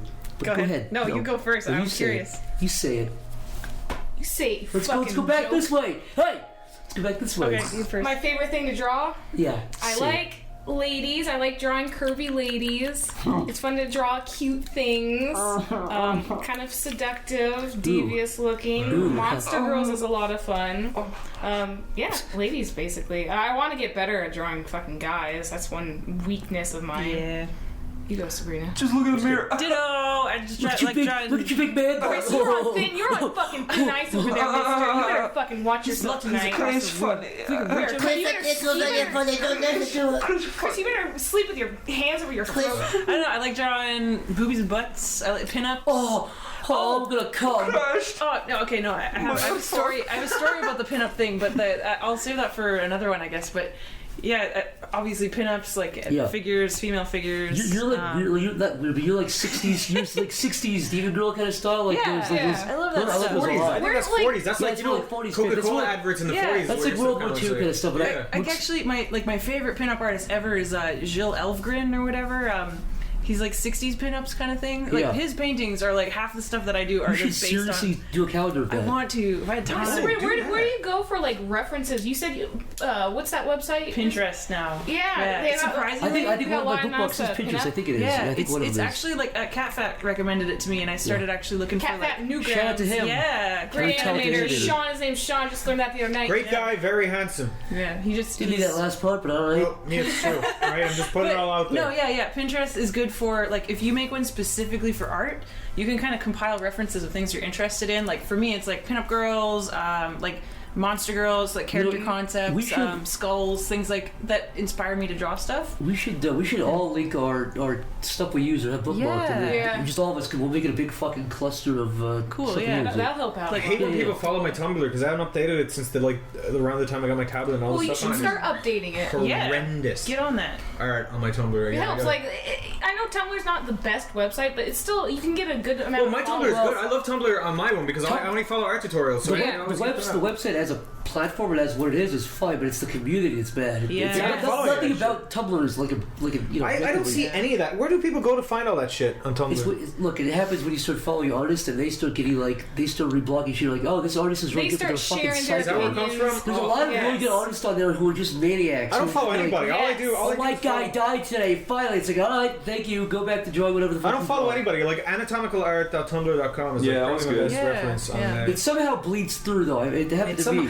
I sometimes I follow get a people little pretty bit of it. strictly, and I still got some of it in my face. So I was like, Yeah, all right, this fuck this website. Corey showed me one, and this is really funny and awkward, but Corey follows one called, I think, Strong and Beautiful or something, or Strong and something, but it's specifically like super ripped chicks that are always like half naked or naked, Ooh. and like he was like, you should follow this, and that was when I was actually studying the pinups really like specifically, and so I followed it too, and I just like left it on my Tumblr feed, so I get back to Edmonton, and I go back to work, and I'm on Tumblr at work, and I'm scrolling through, and then like a whole bunch of these pictures show up in the feed, and I'm like trying to scroll faster, just like, holy shit. Looking over my shoulder. Like, I follow some not safe for work Yeah, I follow blogs. voluptuous breasts. And it's like I was at the when I worked at the office. Like I was scrolling down during lunch. There's like this nice throbbing dick right there. I was like, holy shit! Look around, make sure my old boss didn't fucking It see was it. his. Pull down your pants and flick the beat. That was an empty frame. He But pulled I out. should clarify. It wasn't like a photograph of a throbbing. It was like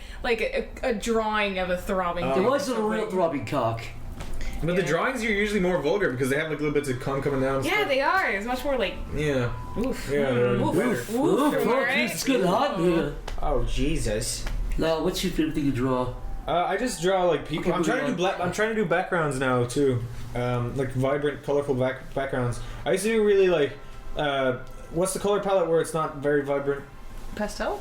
No, you just like no color wise. Oh, like monochromatic? Not really, but like I just use. But then Zach was teaching me about colors Sepia? being nice, being vibrant. So I'm trying to do that in backgrounds, and they actually do look a lot nicer. Like, yeah, just learning about that shit. Like limited Nice. color palettes? Yeah, kind of. Cool. Like, just faces. You're really good at just I drawing, see like faces, improvising that stuff. I Like just- the creases and the wrinkles in the face. Yeah, no, I think my favorite stuff to draw is like stuff that pulls and tugs on the skin. Like muscle, like a buff guy is fun, but you can only really draw a buff guy so because his muscles are always gonna be the same. Yeah. But I always like to draw like people who are old because you're drawing a couple pictures there. You're drawing Yeah. a guy who's a regular guy but also older. Then if you make them fatter or give them facial hair, it's like you're adding different stuff to it. Stuff that kind of pulls on the skin in different ways. And the thing too is you can draw people at different stages of fatness, people from different stages of oldness. Yeah. You can draw a 30-year-old guy who's a little bit different from an 80-year-old guy or a 100-year-old guy. Yeah, you've been doing that thing lately. I was sitting next to Zach in the Yeah. office, and he's drawing on a Cintiq. Like, he has on one layer, it's like a young, like just a regular Yeah. guy, and then on the other layer, it's like what he would look like as an old guy. That's a really fun thing to do. I Yeah. recommend that. It's a really fun exercise. Drawing, or you can do it backwards. So you could draw like a 20-year-old guy and be like, okay, I'll draw when he's 40 or 80. Or draw a really, really old guy, or a really fat old guy, or a really skinny old guy, then do backwards. So what did this guy look like when he was 30? It's fun to go with that and just be like, how did the face change? How did the bones grow? How does the nose and ears grow? How did the eyes sag and so on? How did he lose hair? That's cool. It's stuff good to like that. keep drawing activities fun. Yeah. Because you can very easily get bored. Just be when loose you're with it. Just make it organic. Yeah. Yeah. So I would just say faces and how skin ages and pulls and tugs and changes. Do you guys ever find like when you do warm up drawings and like stuff like that where you actually like what you're drawing that you get caught up in your practice drawing? You try to finish it. Yes. Yeah. Yeah, Oh, and you're yeah. like, That's how I That's spent how I 5 make hours drawings. tomorrow. Yeah. Oh yeah, I always do that. I'm so bad with that. I'm still doing commissions from like January. I know, me too. What about you, Chris? What do you like drawing? You like drawing like weird fucking monsters, right? Like, You like to draw all those It's like drawing shitting kiss yeah. monsters with Yeah, with big holes for titties, dicks and stuff. With Everyone our answered feet are my actually question. our hair. Everyone answered my question. I'm done. Oh, stop crying. Oh, stop. Fuck off. Need some tissue. It's true though. Demons, dinosaurs, skulls, fucking buff monsters, Who's your- I'm sorry that I asked you. big fat titties, big fat asses, Wait, Chris, I have a mountains. question. What? Who's your favorite artist? Like, you showed me someone's work. It was like really dark. Oh, the fucking Baskinski, I think, or Oh something. yeah. Oh, I've You heard showed me of him too. I hate that question because I don't like any fucking artist. Yeah, I'm kinda bad at that too. Yeah. I don't know one artist by name. Like that's a real typical fucking tryhard answer. I don't know. I like fucking any art. That looks Yeah, it's cool. just situational. It's whatever you like. In episode 22, I said that realistic art is hard to do, but a lot of people can do it. What's really hard to do, what's really, really challenging, is simplifying that into an appealing art style. And a lot of people ask me, like, for what cartoon styles I like, so I should post some. We can all do that too. You like kind of basic, nice. A lot of people think I like John Kay, but John Kay's art is really good to me sometimes, or it's really unappealing. Which one's John Kay again? It's Ren and Ren Stimpy. and Stimpy. Oh, cool. Like yeah. the Ren and Stimpy TV show is really appealing to look at, but then Yeah. John Kay's actual like blog, it's not bad art, but it's not my kind of style. Huh. You know, I think It's not Billy your Vandy, refined taste. Maxwell Adams, Billy Vandy. I think that's a way better art style. I think that's Billy Vandy had one of the best art styles in like season 2. Cute. I like Ben 10. SpongeBob 2 was a great. But all those shows had like a weird artistic peak though. It was like a weird, like if you watch the beginning of those shows and the end of them, they're bad. Way stiffer. There's a nice middle ground for both of those shows. Yeah, isn't it usually like season 5 or 4 of season of like, SpongeBob had a really good art style in season 2. Season 3 started to get a little bit stale. Yeah. A little bit, not stale, but like more like kind of what's the word I'm looking for? Not computerized, but kind of stiff. not even stiff, just kind of more. Looks too clean now. Yeah, it was too. Yeah, too. He used to have this stale. like undersea rusty grit to it. Yeah, Billy and Randy had that too. By the later seasons, it had like a kind of too clean. So there's the same thing with that. It's like season 2 or 3 of that show. Yeah, it's because they use the same assets and stuff. I'll post a lot of different artists. I watched the new episode of Family Guy last night, and it was the premise of the show was the roast of Peter Griffin, and like it cut to like Meg laughing.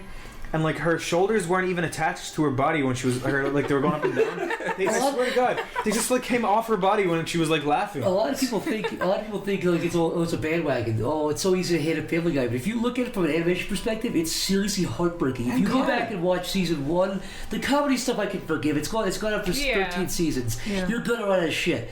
I don't like that. I'll just not watch the show if I don't like it. Yeah. But from an animation perspective, it's objectively lazier. It has less frames. They reuse more. It's worse. It is. So It's coming like from an animation perspective, where you guys are working really hard to do like frame by frame. I wouldn't even mind it. sometimes. But, well, the biggest thing was Chris and I used Toonbook, which is we finally got a tutorial for how to use that. Mm-hmm. And when I used that, I was like, holy fuck! And Family Guy uses that too.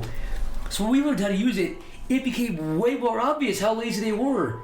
When I thought they just did it like however, I was like, that's lazy. But they use so many fucking, it's drag and drop literally. The exact same assets. Like Peter for Laughing would example, be the same Peter. I didn't know they could do this. For example, if the show cuts to like nighttime and the color palette changes, you press a button, all the colors change. Yeah. You don't have to go frame by frame the color in. yeah. It's all done. It's super cam. Yeah, all their arm movements are just like dragging and dropping frames, and then their arms will like fill in the in between. Which wouldn't bother me if the show had lost a budget or whatever. Yeah. Right? Like, but if you go back and watch season 1 or 2, it had like a whatever smaller budget. The budget's got bigger. It's doubled. Yeah. And the animation looks worse. That's why it's heartbreaking. Well, then So Because I'm you know not, how I'm much not just fucking bandwagoning. And he's It's like making fuck- so much money, and this show is getting worse, right? Yeah. And by the way, it shouldn't look like Disney. I think comedic shows I think comedy shows would lose their comedic essence if they look too good. Yeah. I think if you animated South Park like Disney, it would look too funny. No, well, but, there was stuff like the Animaniacs that was really charming but amazingly animated. yeah, but it wasn't. I think. But for I the think type of humor it was, it was worked. it was Yeah, it charming worked. you humor. could never animate like The Simpsons like Disney or South Yeah. Park like Disney. You have to have a specific style for Yeah, it. yours is very like bouncy and like fast. It has to be fast. Yeah. Yeah, I think it's important when you're trying to convey a humorous like show, It can't be animation, too- whatever. You can't be too. You have to yeah. match it with the right style. Absolutely. Yeah, so that's that question answered in the follow, really. Okay. Answer this one. I'm going to. Don't sesame me. Don't sesame me. Give an answer. Okay. They're fucking retards over there, dude. Guys are fucking retards. Yeah, I'm Nicky Dad from Seattle. I gotta stutter. Fuck you. I'm Zoe Deschanel's retarded cousin. Whatever. I get out of the shower. I Look pull my over there, pussy up. Sabrina. Look, they're touching wieners over there. Oh, we're funny. We're girls. We're funny girls. I'm Nicky. Whenever I get a shower, I trip over my titties. I always slip all over. I'm Zach.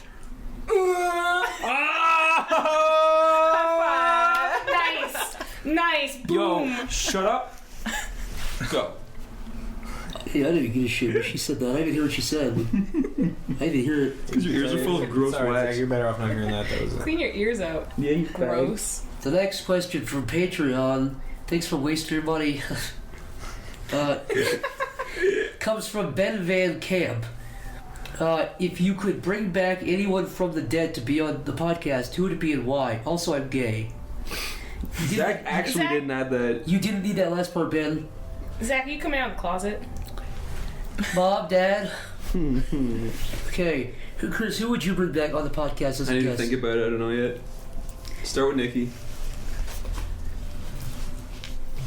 Like someone a dead friend? person, a dead guy. Anyone who's dead. Anybody? Hitler.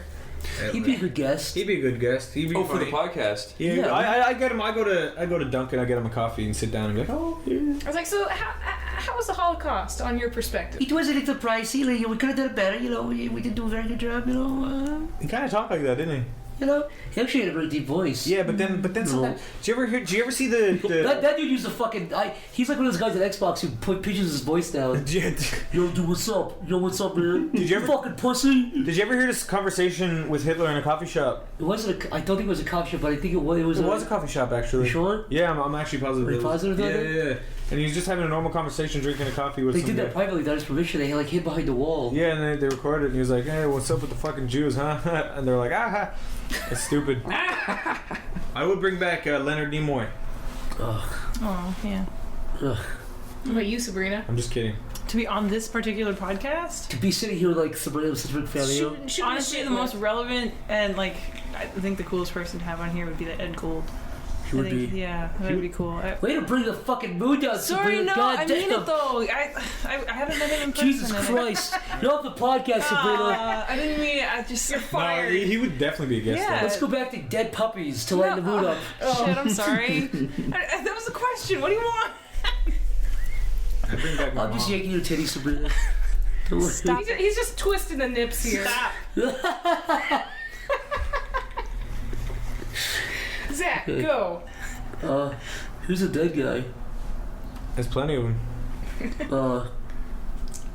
I have Walt Disney on here. He'd be like, look, Walt. Dude, like, He would Think you're have cool? some. Honestly, would like to see how he would feel about Disney right now. he would know. He would seriously like. When He'd be impressed by it. Everyone's like, oh, if Walt Disney could see that. Fuck that. He'd be impressed. Yeah, by he was it. like a pioneer. He would be all for the 3D shit. I think Disney's such a money-hungry company. It's scary. If he was alive, he'd seriously probably be one of the richest guys alive. He was when he was alive. I think who was the richest guy who ever lived? Wasn't it? I think Bill Gates is the richest guy. No. ever. It was. Who's the? Rockefeller. Yeah, it was Rockefeller. He was worth like $600 billion adjusted for Jesus. inflation. Is Bill Gates still? No, he just gives away all his money, so he's not. But he would be. He gave away like a shit. I actually heard he climbed back up a little bit. I think he's number 1 and number 2 now. He went back up a little bit. I Yeah. never pay attention because every time I look this up, I get really depressed because I'm like, I'll Think never about make how many it times he there. could buy you over. Every time I see someone younger These than guys me, could buy countries. like that Oculus Rift guy. Anytime I see someone like younger than me who's like way more like brilliant and way like got way more money, I'm like, I'm more handsome. Yeah, he's gonna be. He's not that handsome. He's more He's got handsome nice than you, though. cars. He's got a nice house. He's super funny. Like, there's the dude who made the 5-0 app. It's like a police scanner app for your phone. He's like a billionaire, and he's just on Facebook, and he has like pictures of his Lamborghini and shit. That must piss you off. A little bit. What about you, Chris? Who would you bring back on the? Who would you bring on the podcast from the dead?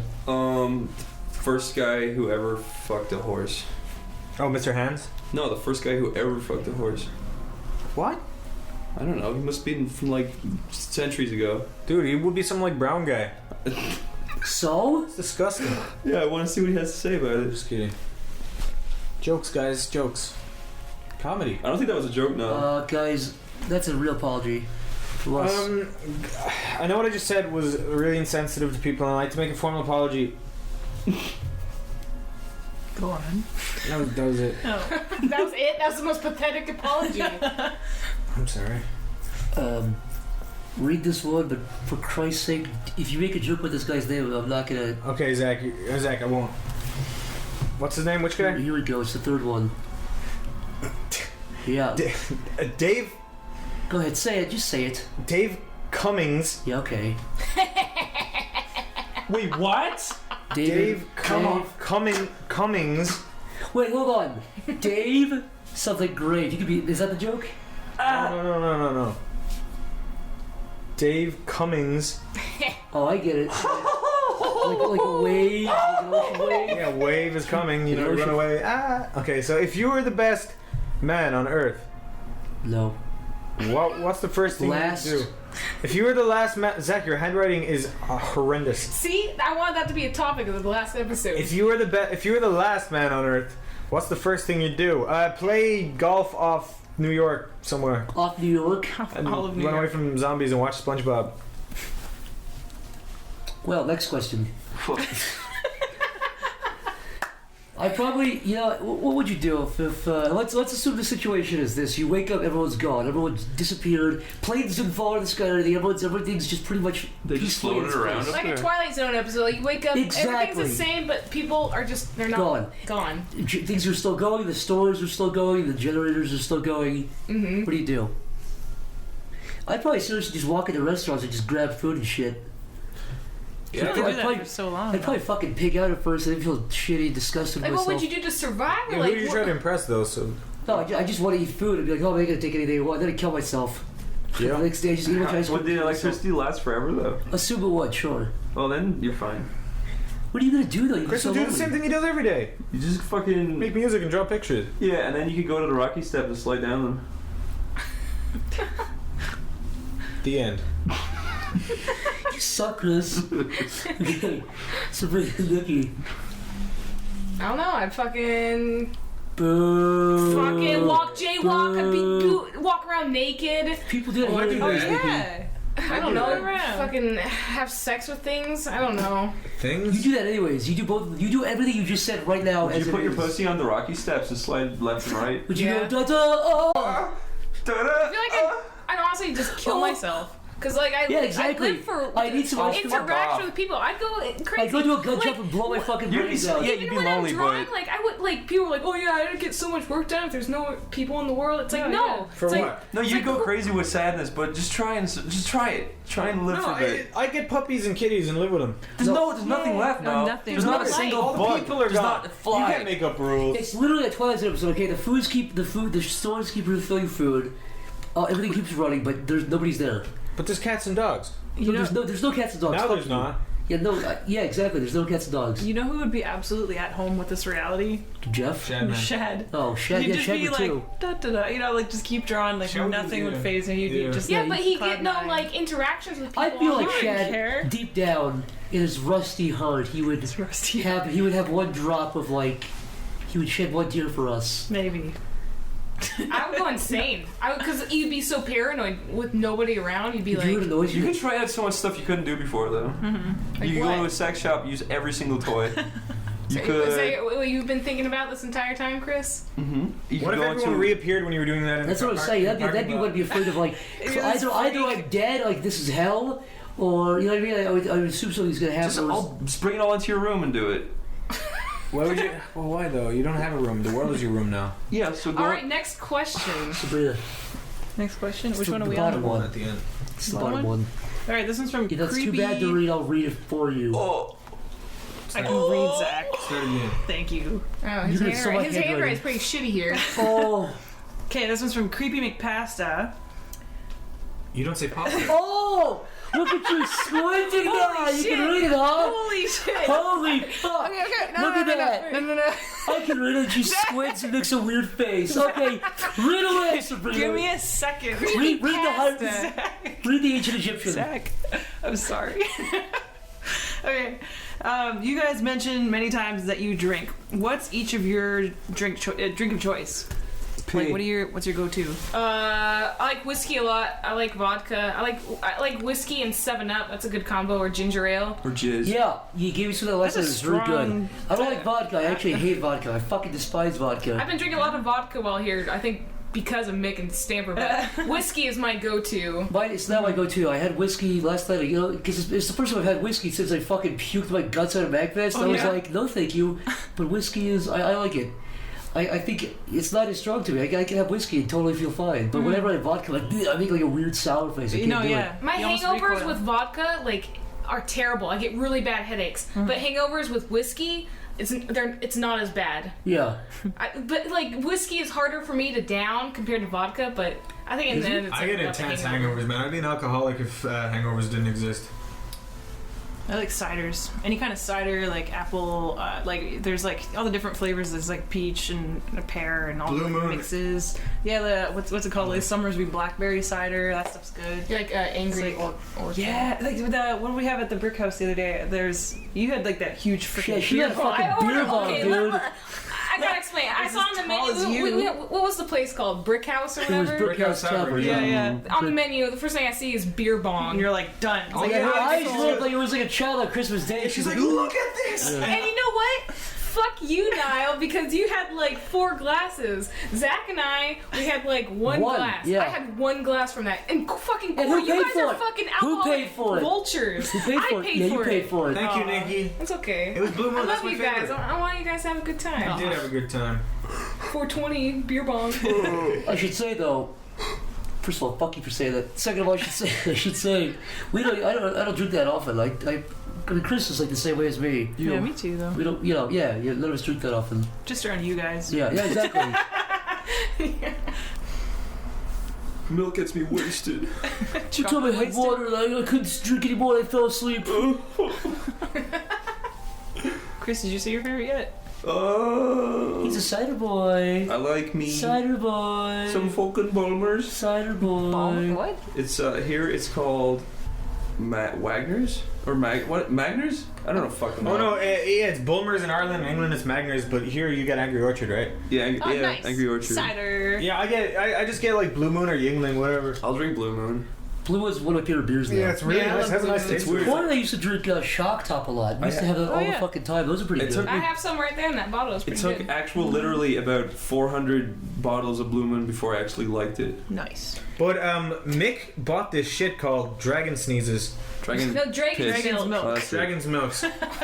How did you even fuck that up It was. to that degree? Dragon tickles. It's like $90 per box of it, but that shit was tasty. Yeah, the alcohol percentage is like fucking 8 per. What is Oh, it? 11. I 12? had like Okay, so 3 of 12. those beers. I was done. I was like almost blackout. You should have eaten my fucking food, didn't you? we didn't Drank that and ate my food. So we're all watching a movie a few days ago. Zach Yeah. decides to make a plate of leftovers in the microwave. Heat up my delicious Vietnamese food that I barely ate. I was like, I'll save it for later. I'll have a delicious meal later. And what a mistake that was, Yeah, it sitting down was. next to all these people These drinking. fucking vultures. I was like, I asked my Nikki. good friend Zach, I was like, can I have some broccoli, please? What did I do? Nikki. Broccoli? What did I do? I'm a good Samaritan. What did I do? Nikki, I have a confession to make. I'm the broccoli bandit. You are the fucker. You ate all the broccoli. He was spilling his tits You in fucking stupid- broccoli. I wanted like 4 pizza. I saw like 5. You know what I wanted? My fucking food that I paid for! I had a broccoli. I had a Look, broccoli. I'm sorry. I was hungry. I didn't have dinner. I Here's was what getting happened. drunk. I was trying to be quiet. I didn't want to scrape the fucking plate. I had one broccoli, though, but that Hey, was- shut up! I didn't want to scrape the plate and chew my fucking lips, so I was very carefully picky at it, eating very quietly. These vultures sort of sticking their Nah. heads like zombies. That was picking me. Mick, No, it dude. was you. What? Yeah, it was you and all of you. I didn't do it. Can I have a bite? Can I have a bite? Oh, fine. Here you go. I didn't fucking do it. Nikki sticks her big fucking crypt keeper hand, her big fucking disgusting hand, grabs a piece of chicken and starts smacking your lips like a corpse. Fuck And I was you, like, Zach. You I was like, offered. fine. You offered. I was like, fine, I'll be nice, I'll be generous. When you sat down, And then you were Mick's big Chinese eyes light up. I think I couldn't They see. got a little bit bigger. Listen, Zach. You sat down. I saw you with your fork. You were just picking at it for 10 I was minutes. I was I was watching you. You were I right was next being to me. quiet. I was being courteous because we were watching a movie. I didn't want to be. But you weren't even taking a bite. You were just took your was. damn fork and just Then I leave. I go to the stirring it. bathroom. I go to the bathroom. Mick is like a big fuck. He's like a pig with a big bucket of shit. He's just fucking downing it. Like he's seriously like, Mick, give me the food back. He's still eating the spoon like a child. Yeah, you just didn't give it He's back. when you were shoveling saying it. that. He's shoveling You it. didn't give it back. Fuck you, Mick. Give me lunch. I had Anyways, one piece of broccoli. my point. Broccoli? Yeah. Broccoli. Monopoly. Anyway, Fuck all of you for eating my food.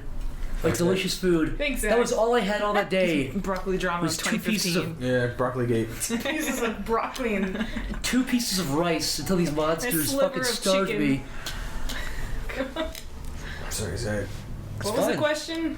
The question was, Favorite alcohol or whatever. oh yeah. Okay, this one, Snapper gave me one that tasted like Fruity Pebbles. You guys know the Oh name yeah, of it? that drink. I'm yeah. trying to read it because I have a picture of it here. It was like Lanenlugen. Yeah, it was something like that. It's like linen. Yeah, it's just Fruity Pebbles. I don't know what that fucking It's that. But it tastes like Fruity Pebbles. It's amazing. Yeah, Nikki that's Spring, what would you do? What? You guys fall asleep. Yeah. You wake up. Uh, Hey, baby. It's like the Hedgehog, Jaleel White version. He's grabbing your breast. Hey, baby, you ready for a good time? You were asking for it. I saw you dressing this way, baby.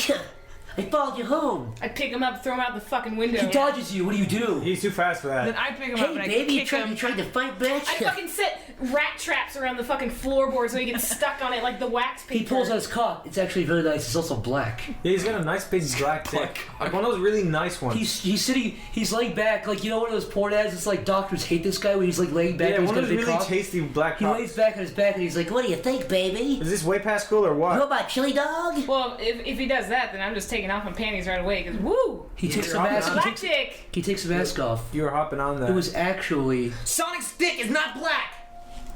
He takes his mask off. It was actually That's a Quiz Chan reference. Jimmy Neutron. No, hell no. Fuck that. I kill myself right there. Gun out. Boom. Dead. On the floor. What if Jimmy? But no, Jimmy says, "Wait, before you do that, look what I got stacked in my hair. He's like, hear me out. Look at my I hair." know. Look, he's like, look, I'm not one of your average guys. I know I'm not. Look, I don't have a lot going on the outside, and I know I'm a little bit autistic. I know I have medication that keeps me from killing myself. I know my penis, one of my testicles, is very big and disgusting. Yeah, I know. but I know that I probably won't live very long. I know that I'm not going to be very tall ever. Please just hear me out. I know this sounds horrible. Please just get to know me. Please, Nikki. Please. It's me, Jimmy No! Neutron, Hell boy genius. no! I would not I've got know! a great I don't personality. fucking care! I don't know. Okay, No. but he says, "Wait, before you kill me, I have an invention that I made." He takes out a ray gun, blasts himself. Sonic the Hedgehog. What would you do? And then Sushi jumps in and rips his throat out, and Sonic dies. Oh The God. end. Oh God. You know, You keep bringing this podcast down, Sabrina. Make it related sad. to Jimmy Neutron, do you Go for remember it. the black girl? Remember? Okay, easy now. Remember when she got her Do they hair? have rights now too, Nikki? Remember when her hair was like changed? Yeah. I remember. What was the Oh black yeah, they girl's changed name? the. You mean in the show? That should be like on the street. Like the hairstyle. The hairstyle. yeah, the black girl. changed. What's her name? She It was got Sydney's really friend. hot.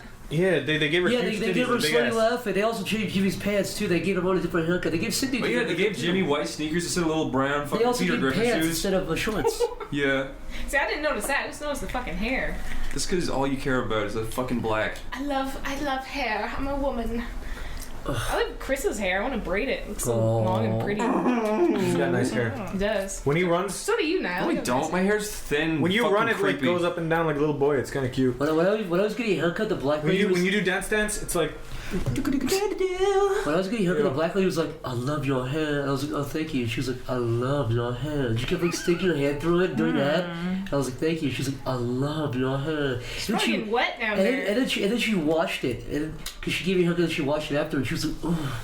Was she making direct eye contact with you? I was closing my fucking eyes. I didn't want to look. Now I am not a racist, okay? Go on. Careful.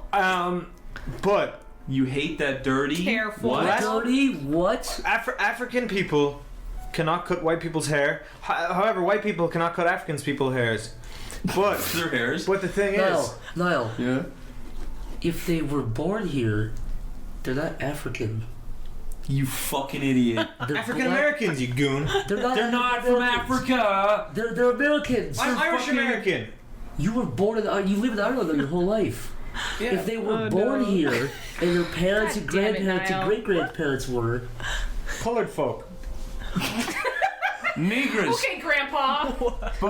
But see, the thing is, when I lived in this bad area in Trenton, New Jersey, and the only hairdressers around was somewhere Those that are just shitty haircut places, dude. reflected the area. No, they gave some dapper American gentleman a nice haircut before You just say black. before me, and then I sat down. I was like, "Yeah, can you give me like kind of a short sides and like keep it a little bit on top so I can style it up?" And he goes, "Yeah, my man." And then he cut my hair, and I looked like Lloyd Christmas out of Dumb and Dumber. And then he turned me around and he goes, "What do you think of that?" And I was like, "Ah!" No, it's too awkward. I just go like, "That's great," and I went home sad. Oh. Yeah. This has been Sleepy Cast. Oh, God. Thanks for joining us. Oh, my God. We're all horny now. Yeah, we got Not a bit hot me. and heavy. Guys, we're gonna have an orgy. You fucking sweaty nerds are gonna say, look, I want everybody listening right now to fucking lift their shirts up and look down. You should be ashamed of yourself, you fucking slobs.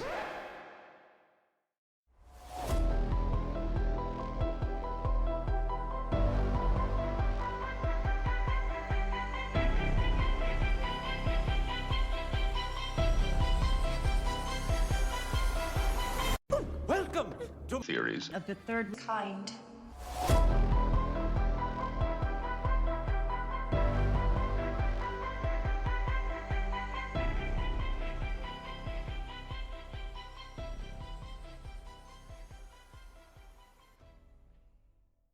Welcome.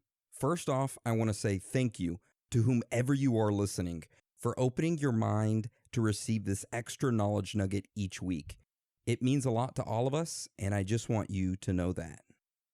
Also, before we start, since you are a Patreon subscriber, remember that you get priority in topic suggestions, so feel free to shoot those suggestions over to us either by email, Instagram DM, or Facebook. So today's episode is over the monster with 21 faces. How today's episode will go is that we'll first start off with the story of the monster with 21 faces on how they began and whatnot. And that's a long story. It's a really long story. Then we'll go into strange facts and findings. Then, of course, jump into theories. And then we'd love to end it all with our own personal thoughts and theories. So with that being said, let's get into today's episode.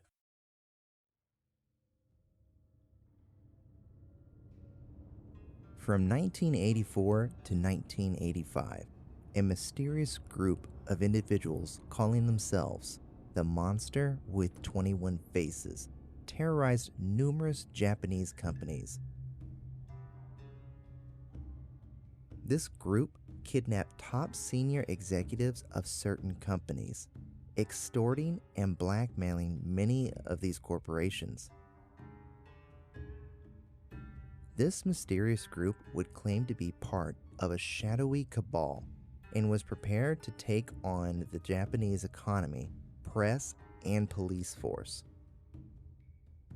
Some started to speculate that this group was part of the Japanese crime syndicate, the Yakuza. Others say that it was really the CIA and the United States government behind it. However, more than 3 decades later, the motive and identities of this bizarre group still remain a mystery.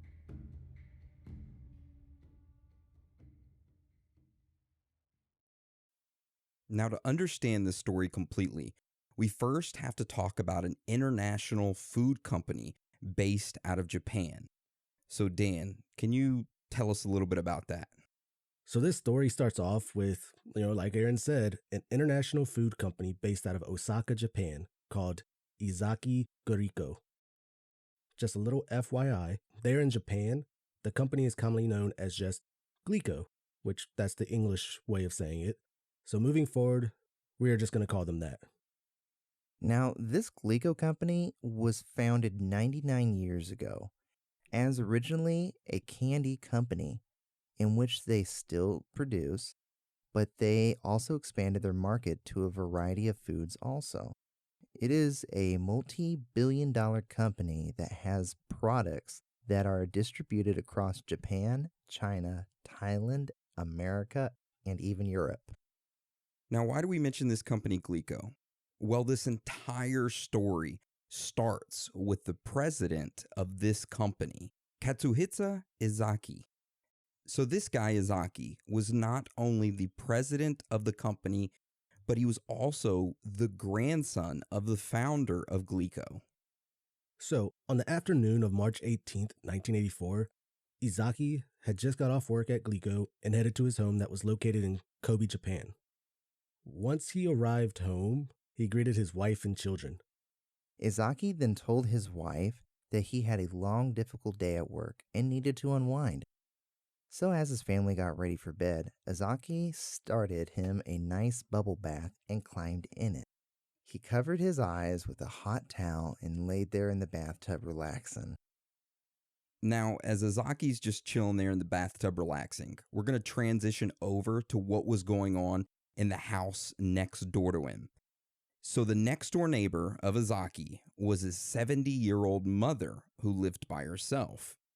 At the same time as her son was in the bathtub chilling, she was preparing to go to bed. However, right before she crawled into bed, she heard a knock on her front door. As she opened her front door, 2 men wearing white ski masks and holding guns forced their way into her home. They immediately threw her to the ground, told her to shut up, and tied her arms and legs together. The men told her that they were not there to rob her and that they would not harm her as long as she gave them what they wanted. She told them that they could have anything. However, the men only asked for one specific item. They wanted a key to the neighboring house where the elderly woman's adult son, Izaki, lived with his wife and 3 children. She agreed and gave them the key, and they quickly left as she laid there on the ground still tied up. Moments later, the 2 masked men quietly walked to the home of Izaki. They silently opened the front door to the home and started to walk upstairs. Izaki's wife and daughter were walking downstairs at the same time and met face to face with the men. Before both of the women could scream, the masked men told them to be quiet and tied them up. The mother tried to negotiate with the men, thinking that they were just, some robbers. However, the men told her that they were not interested in speaking with her and that they were looking for her husband. The men then started walking around the home, quietly opening up doors and looking into rooms. During this time, they also cut the home phone lines. Now, the 2 other children that were fast asleep in their rooms, the masked men didn't bother them at all. The men then quietly opened the bathroom door where they saw Izaki butt naked, laying in a bubble bath with a towel over his eyes, unaware that 2 masked men were staring at him.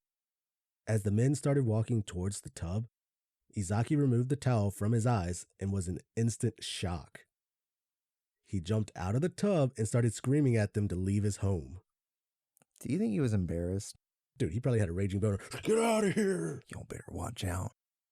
The masked men calmly pointed their guns at Izaki and said to him that he and his family would be harmed if he did not cooperate with them. Izaki agreed.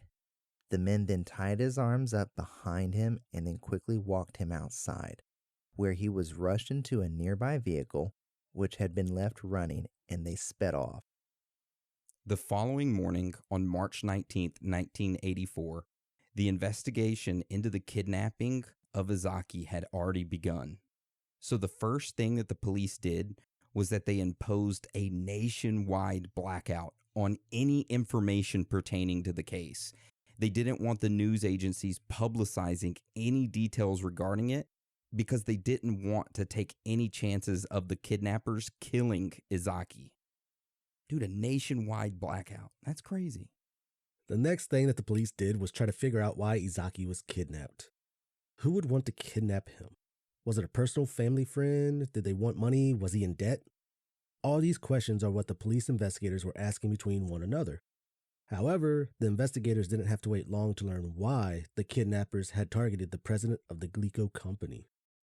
So just hours after the abduction, a ransom note was found at a phone booth near the crime scene. The note demanded a ransom of 1 billion yen, which was about $4.5 million at the time. In addition to this cash demand, the kidnappers had also demanded 100 kilograms, which is 220 pounds for you Americans, of gold, which around that time it was around $1.3 million of gold. So this brought the grand total of the ransom to around $6 million US. And at this time, it was the largest ransom ever demanded in Japanese history. The police started to gather up the money, which wasn't a problem, but finding 220 pounds in gold was. As police were gathering up the gold, on March 21st, 1984, just 3 days after his abduction, Izaki managed to escape from captivity. Izaki returned home to his family after fleeing from a warehouse in the city of Osaka, where he had been held captive. Police investigators came to his home and asked him some questions about his kidnappers, their methods, and, like, why did they do it? Izaki told the police that he had been held captive in a warehouse that was close to a river, but didn't have a clue as to who the kidnappers were. He stated that he had a bag over his head for pretty much the entire time, that he originally arrived at the warehouse butt-ass naked, but had been provided with some basic clothing from his abductors, that they also fed him some juice and crackers, and they told him that his 8-year-old daughter was also being held captive, which of course wasn't true, but Izaki didn't know that at the time, which is kind of fucked up on his part if you think about it. I mean, he escaped and still didn't know if his daughter was there or not. Izaki said that eventually after a day or two, he was able to work loose his rope bindings and kick down a door. He then started running down the street away from the warehouse. Izaki also said that other than a few scratches on his face, that his kidnappers had not harmed him. The police then asked about the guns they had, and Izaki said that he believed they were fake due to how they looked. Just a little knowledge nugget here. At this time, firearms had been outlawed in Japan for, quite some time. Yeah, and the police were like pretty worried about that too, because they're like, oh shit, some criminals have some guns, and they're supposed to be illegal. But they ended up not being real, So over the next few days, the police set up roadblocks questioning random pedestrians, trying to figure out who did this kidnapping, but nothing came from it. However, less than a month after Izaki's abduction, mysterious things started to occur to his company, Glico. On April 10th, 1984, in the Glico Company headquarters parking lot, several vehicles were randomly set on fire. Now, less than 1 week after that, on April 16th, 1984, a plastic container full of hydrochloric acid was found in a Glico Company building, which was located in the same city where the company's president had been previously held captive. Now, finding a plastic container of this acid wouldn't be that big of a deal if it was found outside. However, this container was found inside the building itself, which meant that the mysterious culprits had gained access to the property, placing it there. Along with this plastic container full of acid, there was a letter, which was addressed to Glico that demanded a one-time payment to end the harassment. So at the same time, a letter had been sent to the media, which taunted the police who had failed to apprehend or even identify any individuals involved in the kidnapping and harassment. The letter read, and we quote, you got to read it in Japanese voice. To the stupid police, are you idiots? If you were pros, you would catch us. Because you guys have such a high handicap, we're going to give you some hints. The getaway vehicle in the abduction of Katsuhisa Izaki was the color gray. We had purchased food from a well-known supermarket chain. There are 2 hints. Should we kidnap the head of local police? Signed, Kaijin Nujuchi. I don't know how to fucking say that name. Minso. Kaijin Nujuchi Minso, which that pretty much translates to the monster with 21 faces. So they pretty much called the police amateurs, said that they were handicapped for not being able to catch them. Should we read that in just a normal voice as well? Yeah. So it said, to the stupid police, are you idiots? If you were pros, you would catch us. Because you guys have such a high handicap, we're going to give you some hints. The getaway vehicle in the abduction of Vizaki was the color gray. We had purchased food from a well-known supermarket chain. Those are the 2 hints. Should we kidnap head of the local police? ? Signed, Kajin Nuchi Minso, which translates to the monster with 21 faces. Sorry if I butchered that last part of that name or whatever. So shortly after that letter was sent to the media, in May of 1984, this mysterious group of individuals who had begun to call themselves the Monster with 21 Faces began to send numerous letters, not only to the media, but also to the police and even the company Glico. Their letters all shared the same sarcastic tone and carried the same nickname that translated to the Monster with 21 Faces. In some of these letters, this mysterious group stated that they had laced a lot of the company Glico products with potassium cyanide, which of course is a toxic substance that could result in hundreds, if not thousands, of deaths instantly. This alleged mass poisoning on this scale had never been seen or heard of in Japan. So as a result, Glico was forced to pull all of its products off the store shelves. This resulted in a massive loss for the company, as they had to pull roughly $21 million worth of products from shelves in effort to figure out whether the threat was real or not. Now, even though none of the recalled items or products had been tampered with, Glico's stock price still took a huge hit, and the company reported a big dip in sales that they lost around $130 million. And because of that, Glico had to lay off about 1,000 of their employees. You know, because you still got to make sure that stock price stays good for the fucking higher ups. Yup. Pieces of shit. Yeah. Sorry, go ahead. During the next several weeks after the poisoning of the product scare, another fire was started on Glico's property, which kind of added to the myth and belief that this mysterious group was always present everywhere. Shortly after that fire, someone claiming to be part of the Monster with 21 Faces contacted Glico, telling them that a payment of $1.3 million would end their harassment for good. Now, at the same time, the mysterious group continued to write letters to the press, which were taunting the police for failing to stop them. One of these letters said, and I quote, "Dear dumb police officers, don't tell a lie. All crimes begin with a lie, as they say in Japan. Don't you know that?" It's kind of a confusing letter, but okay. So in other letters, the group referred to the investigators as, and I quote, "poor, stupid cops." And in one letter, they even teased the police for failing to intercept a phone call that they had made to the Glico executives. They said, and I quote, "You thought you could fool us, dressed up in your nice businessmen's blue suits, acting like salarymen, but those shifty eyes gave you away." And in another letter, they said, and we quote, "Why don't you keep it to Why don't you keep it to yourself? You seem to be at a loss. So why not let us help you? We'll give you a clue. We entered the factory by the front gate. The typewriter we used is a panwriter. The plastic container used was a piece of street garbage. Love, the Monster with 21 Faces." Aw, With love. look at that. Damn, man, those letters gotta be so damn frustrating. Do you think that one guy at the police station is like, "I love you too"?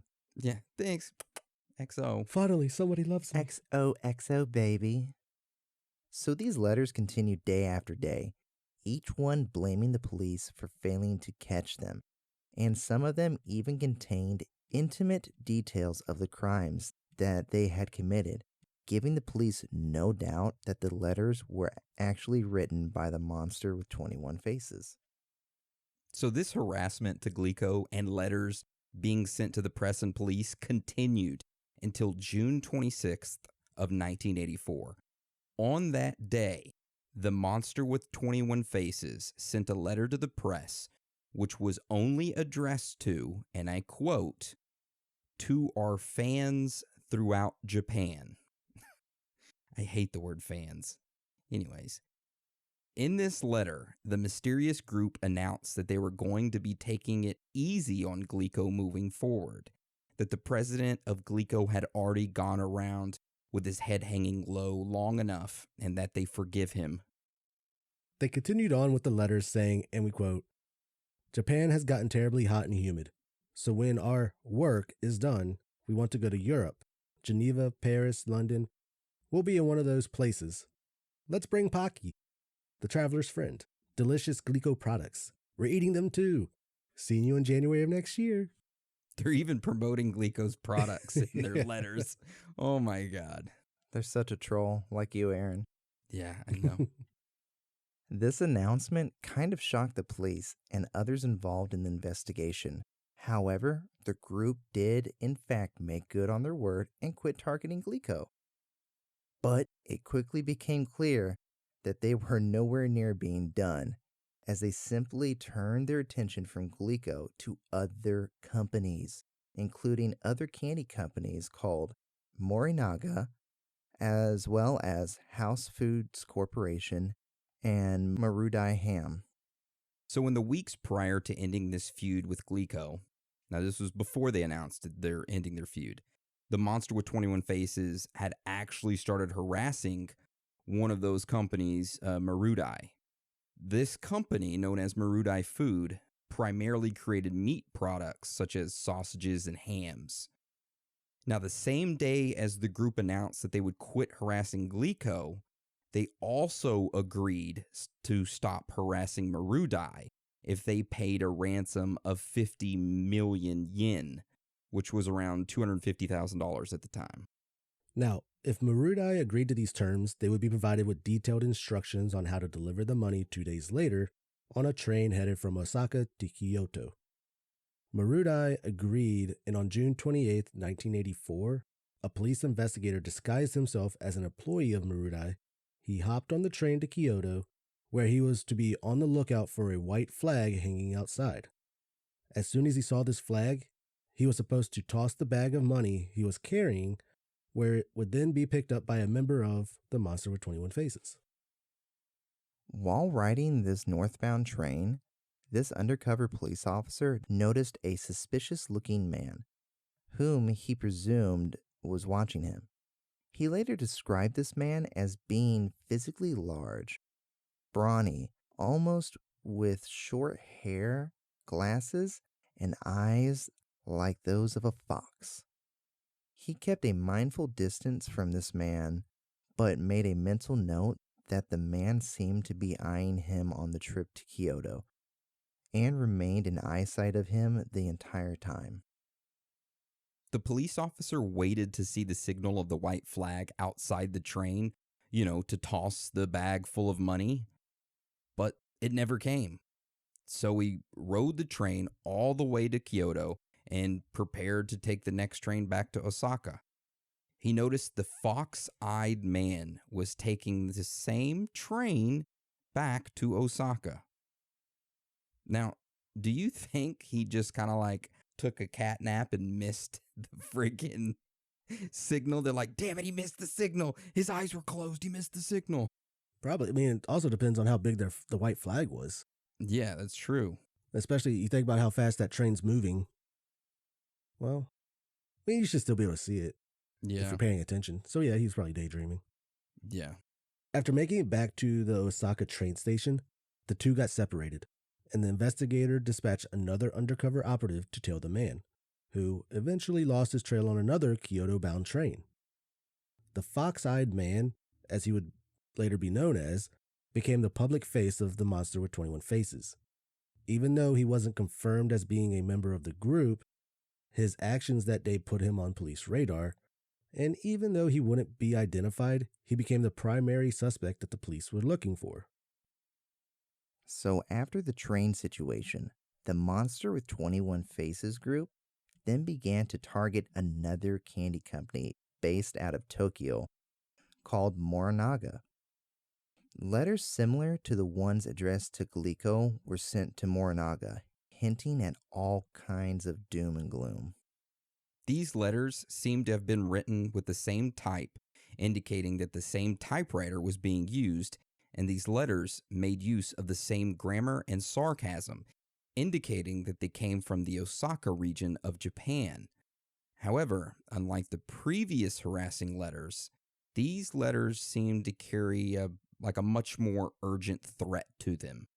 One letter was mailed to the Morinaga office in Osaka, which demanded a ransom payment of approximately $400,000. This letter happened to contain roughly 30 grams of sodium cyanide, a substance that would be incredibly lethal if consumed. This seemed to prove that the monster with 21 faces was willing to make good on their threats. In October of 1984, a letter was sent to several news agencies in Japan, which had been addressed to the, and I quote, moms of the nation. This letter was similar to the one that had previously been sent months prior, in which they threatened to lace Glico products. This letter said, To moms throughout Japan, in autumn, when appetites are strong, sweets are really delicious. When you think sweets, no matter what you say, it's Morinaga. The flavor of potassium cyanide is a little bitter. It won't cause tooth decay, so buy the sweets for your kids. Sorry. Holy shit. We've attached a notice on these bitter sweets that they contain poison. We've put 20 boxes in the stores from Hakata to Tokyo. Well, good for them to put, warnings on them, but damn. Your kid will have good teeth after this, but damn. Hey, you don't have to worry about your teeth after that.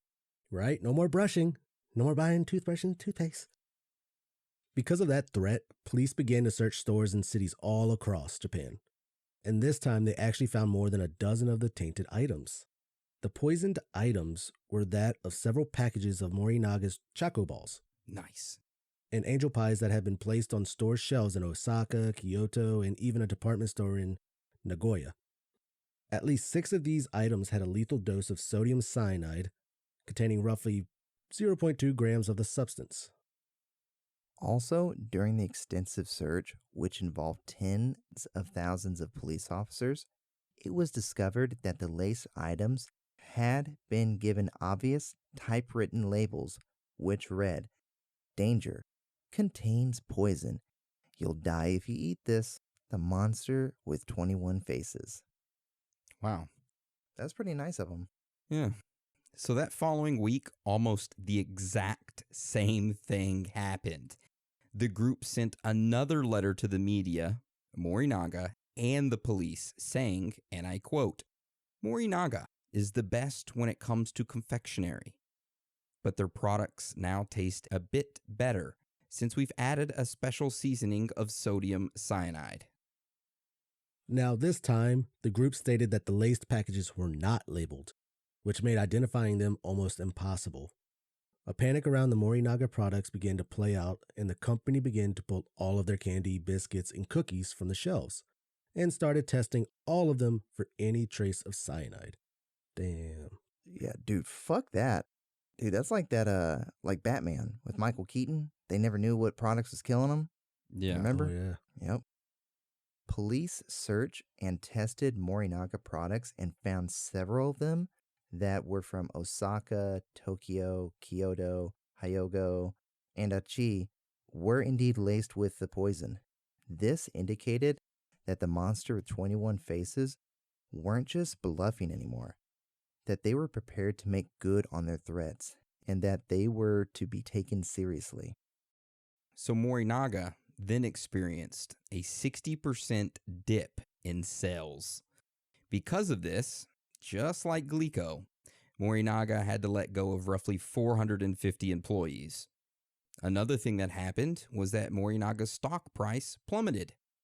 It went down so much that the Japanese government actually had to step in and encourage private investors to buy Morinaga's stock to help keep the company afloat. Wow, that sounds familiar, huh? Yeah. In November of 1984, the monster with 21 faces turned its sights to the House Food Corporation, which was a company that was mostly known for its curry and tofu products, but they also produced snacks, noodles, and soft drinks. So the group sent the company a letter that said, and I quote, "Dear assholes." Yes, they said that. "We are the culprits involved in the Glico and Morinaga incidents. If you do not want to become another Glico and Morinaga, put out the cash. If you don't respond, we'll poison your products." After weeks of harassment, House Foods had decided to pay the ransom of 100 million yen, which was approximately $400,000 to $450,000 in USD. They were given directions on how, where, and when to deliver the money, which was going to be dropped off at a location marked by a white cloth on November 14th, 1984. The plan went forward as planned, and expectedly, the police were involved. Officers were tailing the van that House Food employees were using to transport the money, but when the time came for the employees to actually drop the money in the garbage can, it was found that the money drop had been actually called off. The white cloth, which was supposed to be draped over the canister, was laying on the ground, which indicated that, hey, the monster with 21 faces, they called the deal off. However, because of this heightened police presence, investigators were on the lookout for their only known suspect, the fox-eyed man, who had been described by police officers that had previously seen him. In the area of this drop-off location, at a rest stop along Expressway, a police officer spotted this individual. But just like his run-in with police before, the fox-eyed man was able to escape without being detained or identified. Oh, that's a slippery fox right there. Following the close call with police in November of 1984, the monster with 21 faces continued to harass House Foods for the next few weeks. Then in December, they began to take aim at yet another company, Fujiya, which was a Japanese retail and restaurant chain. At the beginning of 1985, the group would begin to steer most of their harassment towards Fujiya, ultimately demanding that the company scatter. Sorry. They told Fujiya, they said, look, to get us to stop harassing you, I want you to take money and scatter it on the rooftops of 2 skyscrapers in Tokyo and Osaka. Fujiya was like, why? The monster with 21 faces was like, you know why. No, they didn't say that, but they were like, just do it.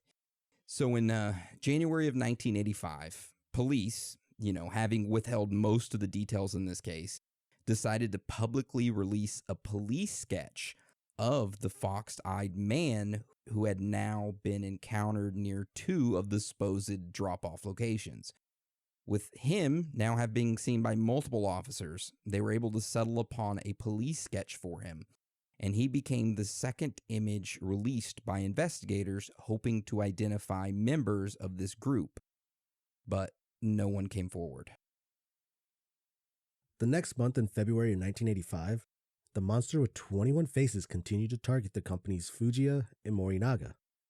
They also began sending threatening letters to 2 new companies, the Meiji and Lotte.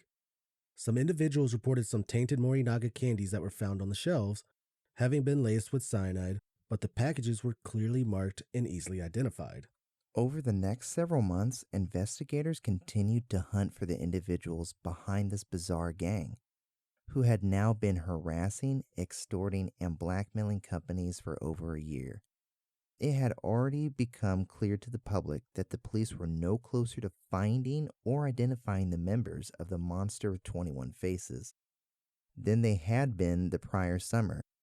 And an editorial in the newspaper, even the writers were calling out the police by saying, and I quote, "We do not recall a case in which criminals have made such fools of the police." Soon after that, he started demanding that police officers step down from their positions or be removed from the case so that others could lead the case to a solution. So that summer, Soji Yamamoto, the 59-year-old police superintendent, was relieved of his position and reassigned to the National Police Agency.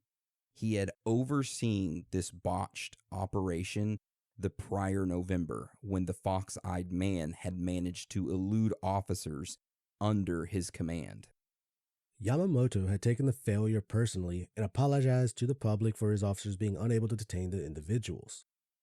On August 7, 1985, just days after being removed from his position and reassigned, Shoji Yamamoto doused himself in kerosene in his own backyard and lit himself on fire, committing suicide by self-immolation.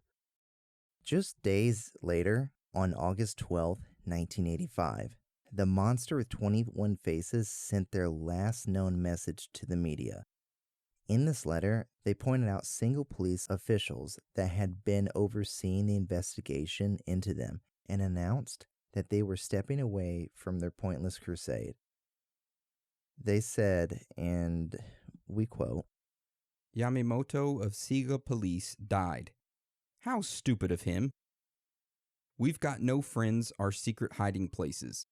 What have they been doing for as long as 1 year and 5 months? Don't let bad guys like us get away with it. There are many more fools who want to copy us. Yamamoto died like a man, so we decided to give our condolences.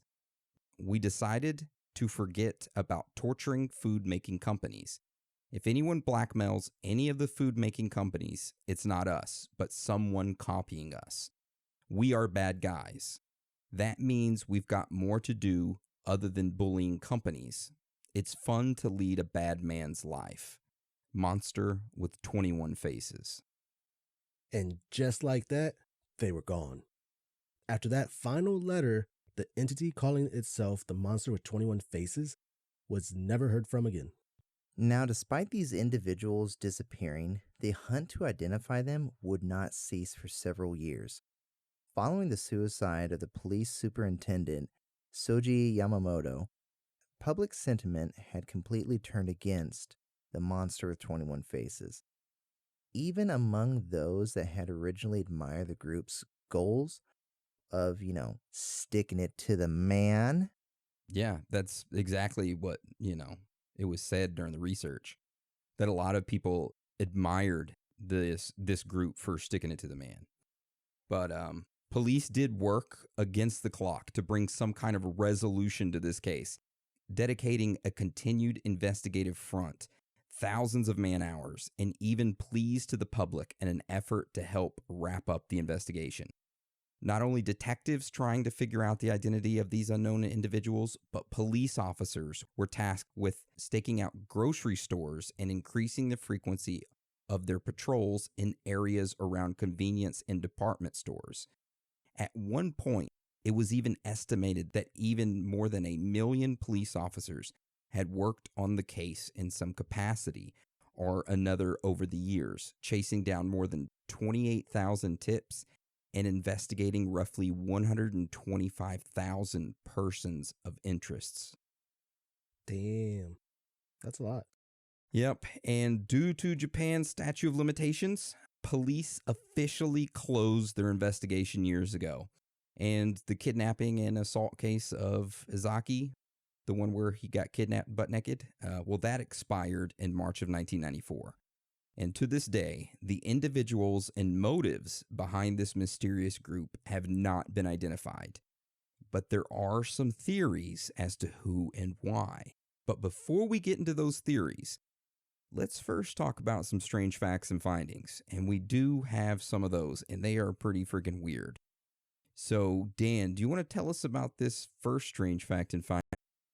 Our first strange fact and finding revolves around the police's investigation into the man with 21 faces when they were messing with the first company, Glico. So at one point during the investigation, police thought they came close to identifying a member of the mysterious group when surveillance footage was brought to their attention. This footage seemingly showed a man wearing a Yomiuri Giants baseball cap in a convenience store, who was also wearing a business suit and glasses. The man appeared to be putting what looked like tainted Glico candy on the shelves, and the footage was only looked at after someone noticed the Glico candy, which at the time had been recalled and wasn't being sold, police distributed a clip of the video and photo stills to news outlets, hoping that someone would identify the man, who appeared to be a member of the Monster with 21 Faces. Unfortunately, the identity of this man remains unknown today, and he was become known in this case as the Videotaped Man. Yeah, we got a picture of that. We'll link it up on our Patreon thing. And it's just a photo of that guy, which is not a very good one. No. And I don't see the baseball cap. I just see his hair. Yeah, I just see hair. Maybe it's like a welding cap. You ever seen those? Oh, yeah, maybe. Who knows? All right. So what's our next strange fact and finding, Hans? Well, our next strange fact and finding is about Glico.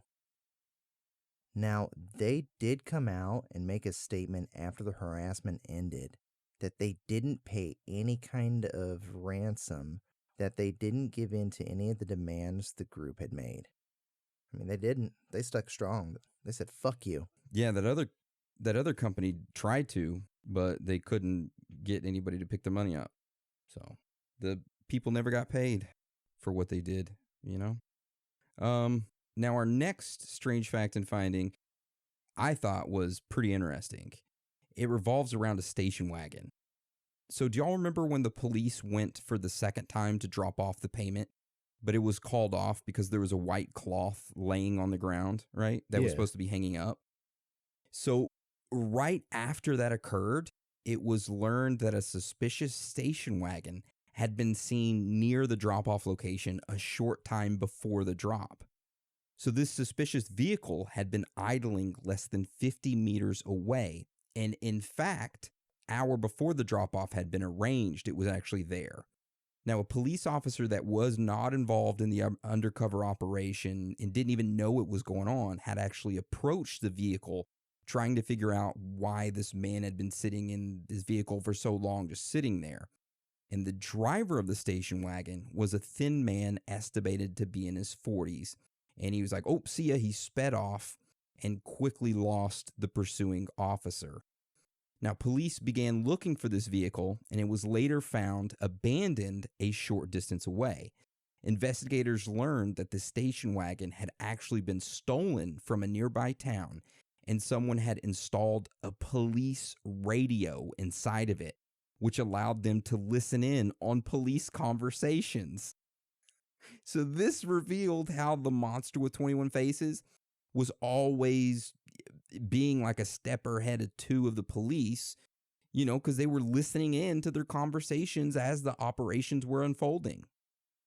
Now, investigators would later speculate that the mysterious group of criminals had never intended to actually accept the money. Rather, they believe that this group had been observing the police to see how they reacted to the situation and to learn more about undercover tactics for a whole different situation. But we'll save that for theories. But that's just like one of the little things I wanted to throw out there. But that was a weird, strange fact and finding, you know.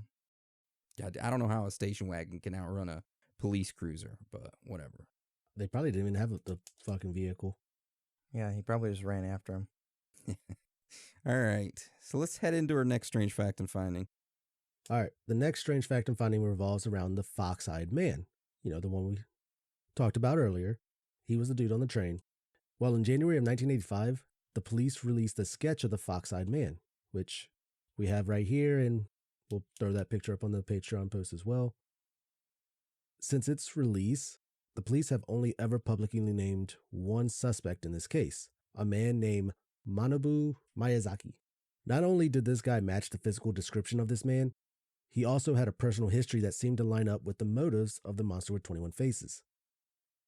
In 1975 and 1976, 10 years before the Monster with 21 Faces began terrorizing the companies, this man actually was involved in a labor dispute with Glico. In addition to this, Miyazaki was involved with numerous whistleblowing incidents, which pointed out how Glico had been illegally disposing of industrial waste in local bodies of water. It was also learned by the police that Miyazaki's father was a Yakuza boss, which seemed to fit in with the type of criminal association police had attributed to the monster with 21 faces.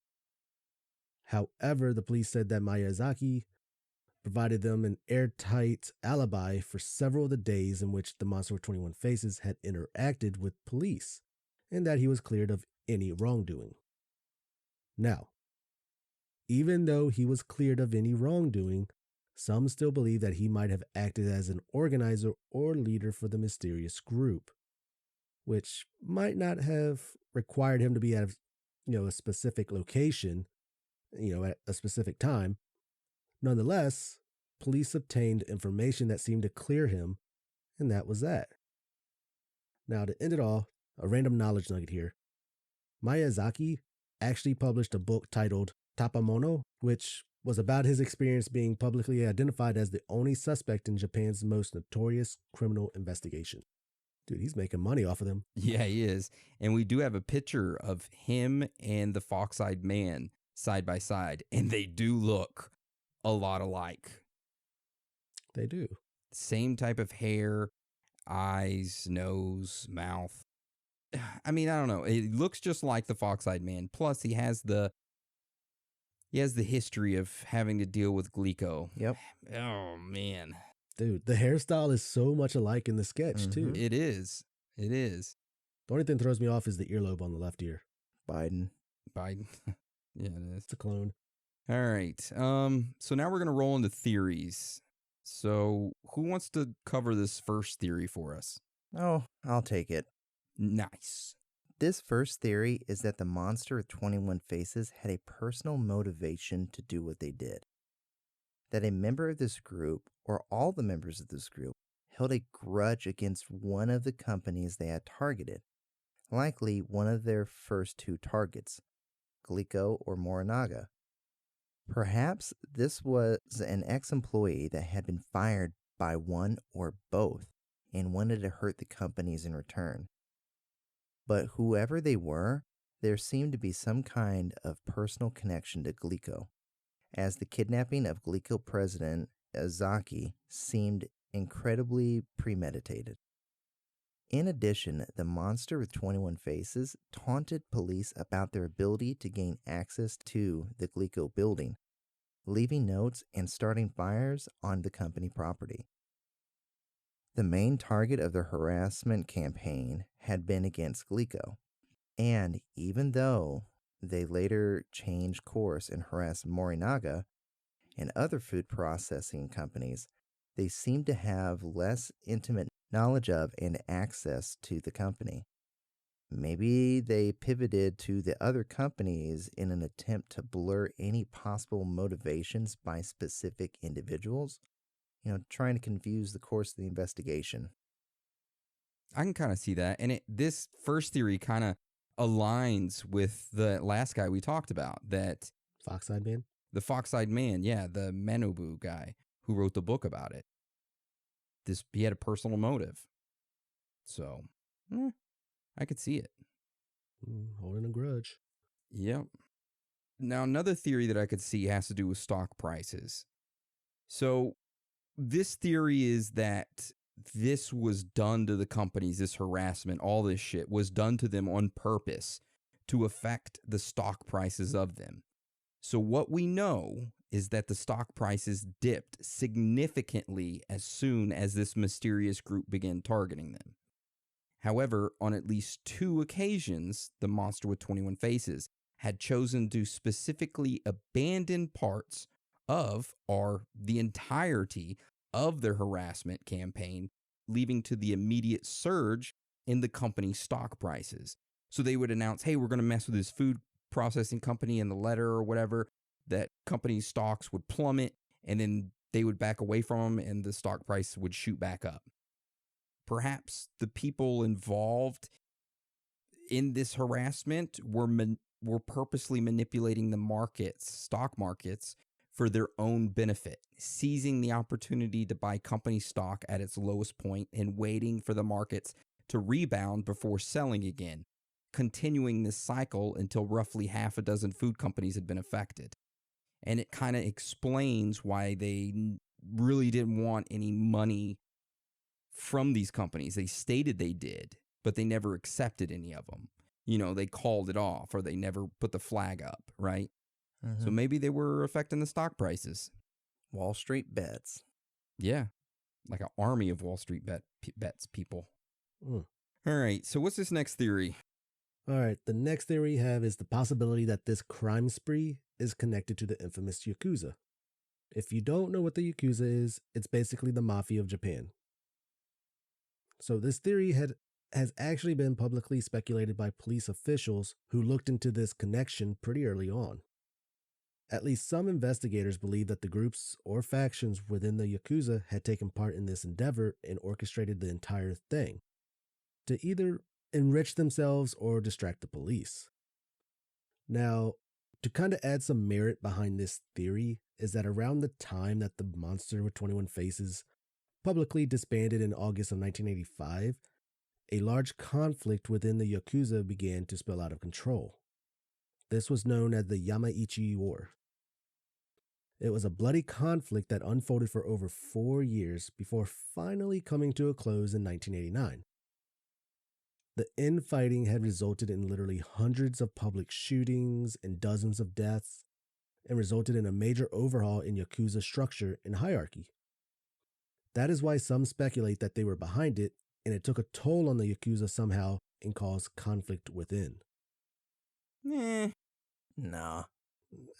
I mean, it could cause conflict considering people fighting over power and trying to get, because you figure more power, you're going to need more money to get firearms and stuff like that. So it could have caused conflict, but it's not as believable as the other ones, as the other two. Yeah, they're just taking the fact that, oh, in this year something happened with them as well. Yeah.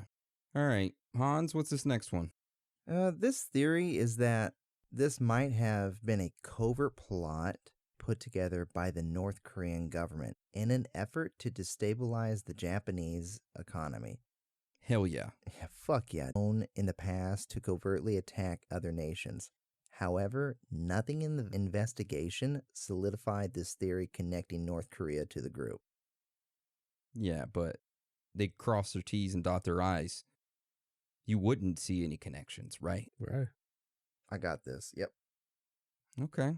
All right, so this last theory is kind of the same thing, but it's that the CIA was behind the entire thing.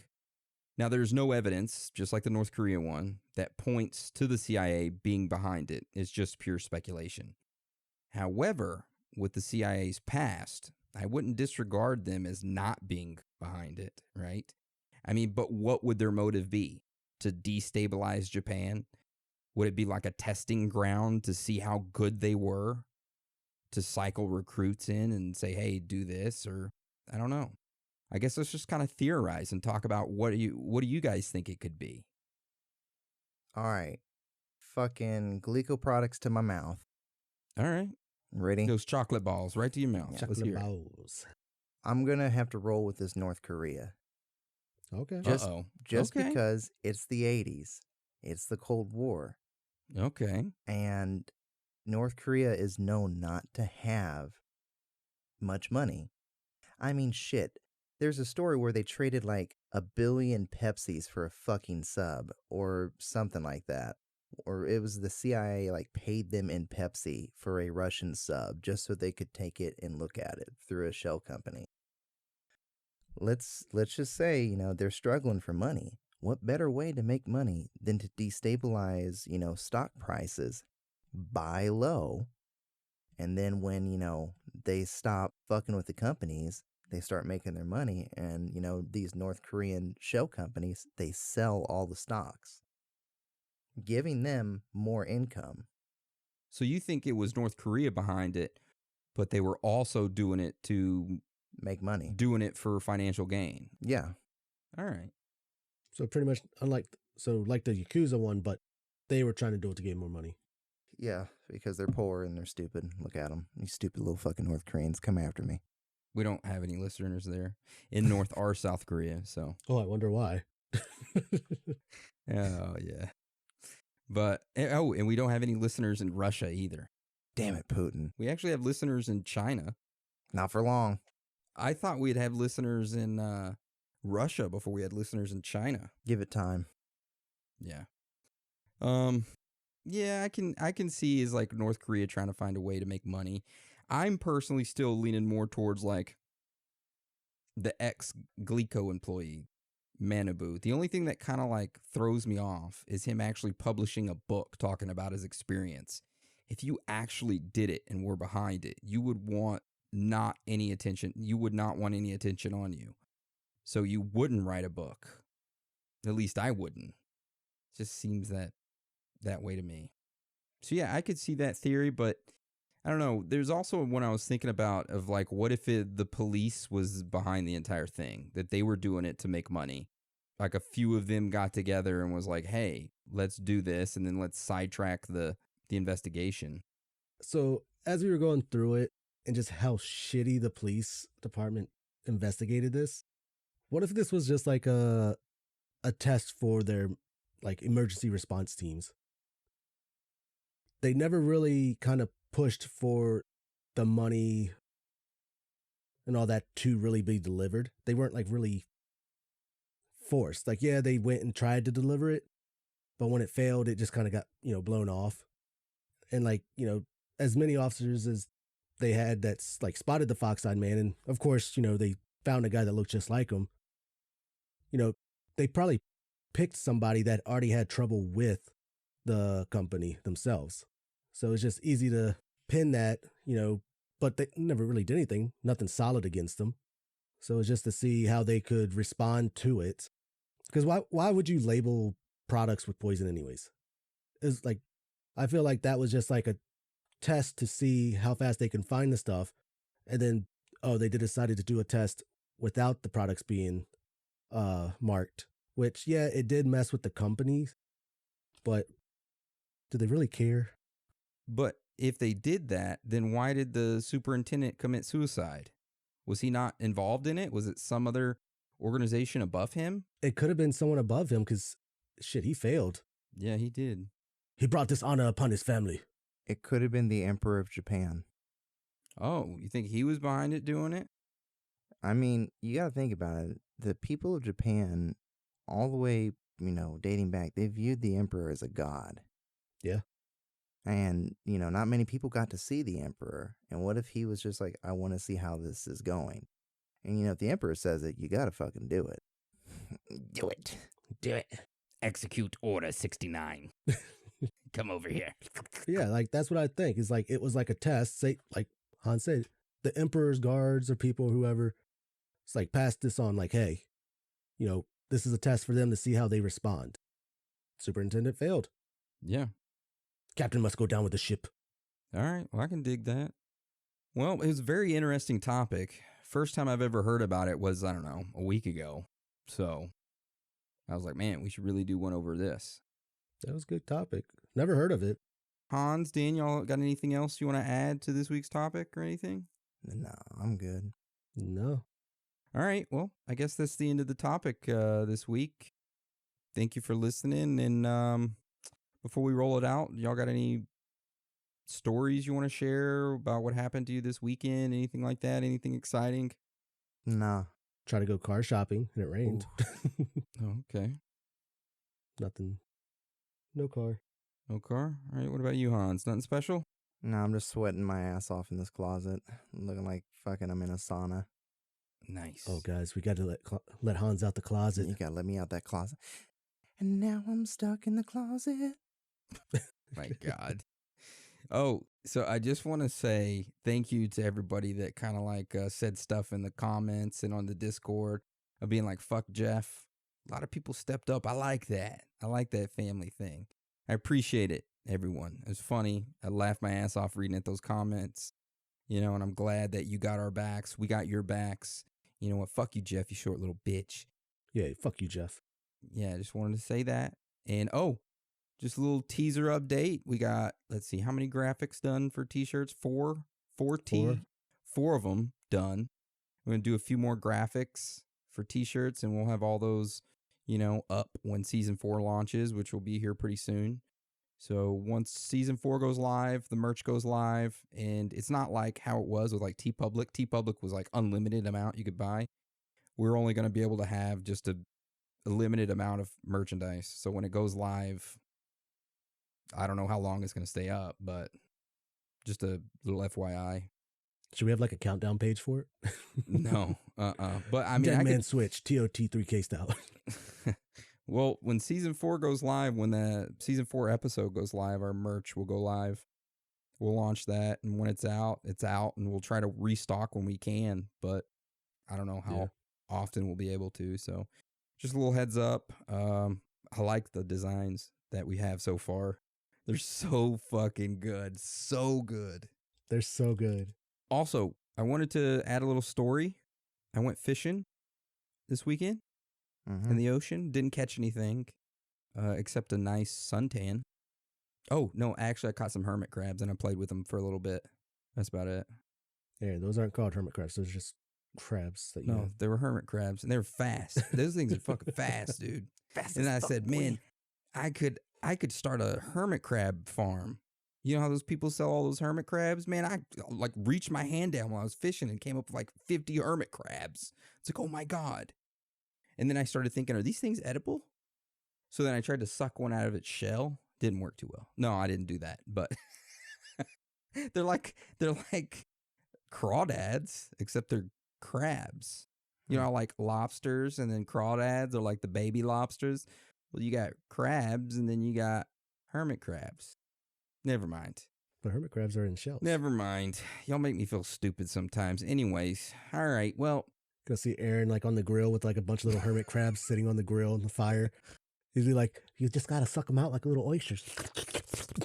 Well, I want to thank you for joining us today. And again, thank you for all your support. You are all amazing. Every single one of you. So with that being said, Dan and Hans, you want to roll us out? Fuck yeah, dude. It's okay to be out. Oh, you want me to keep it with that same energy? Hell yeah. It's okay to be out of this world with your thoughts. Because you are not alone.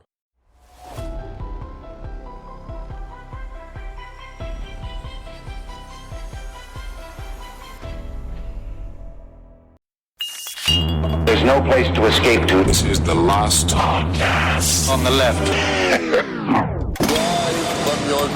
That's when the cannibalism started. What was that? Man, I'm sitting here on my dog bed. I'm covered in old dog hair. I'm feeling ready to do a show. I'm covered with a fine, thick pelt of hair as it is already. You are. All right, welcome to the show, everyone. I am Ben Kissel. That's Marcus Parks. In a dog bed. That's not a lie. He is in a closet in a dog bed. Puppy head. Bulldog. Bulldog, Henry Zabrowski. And I'm horny like a little bulldog. Have you ever seen a little bulldog? You can pick him up and it's got a little tiny hard penis, and you can throw him at a cat. He'll just fuck a shit out of a cat. All right. So today's topic is interesting.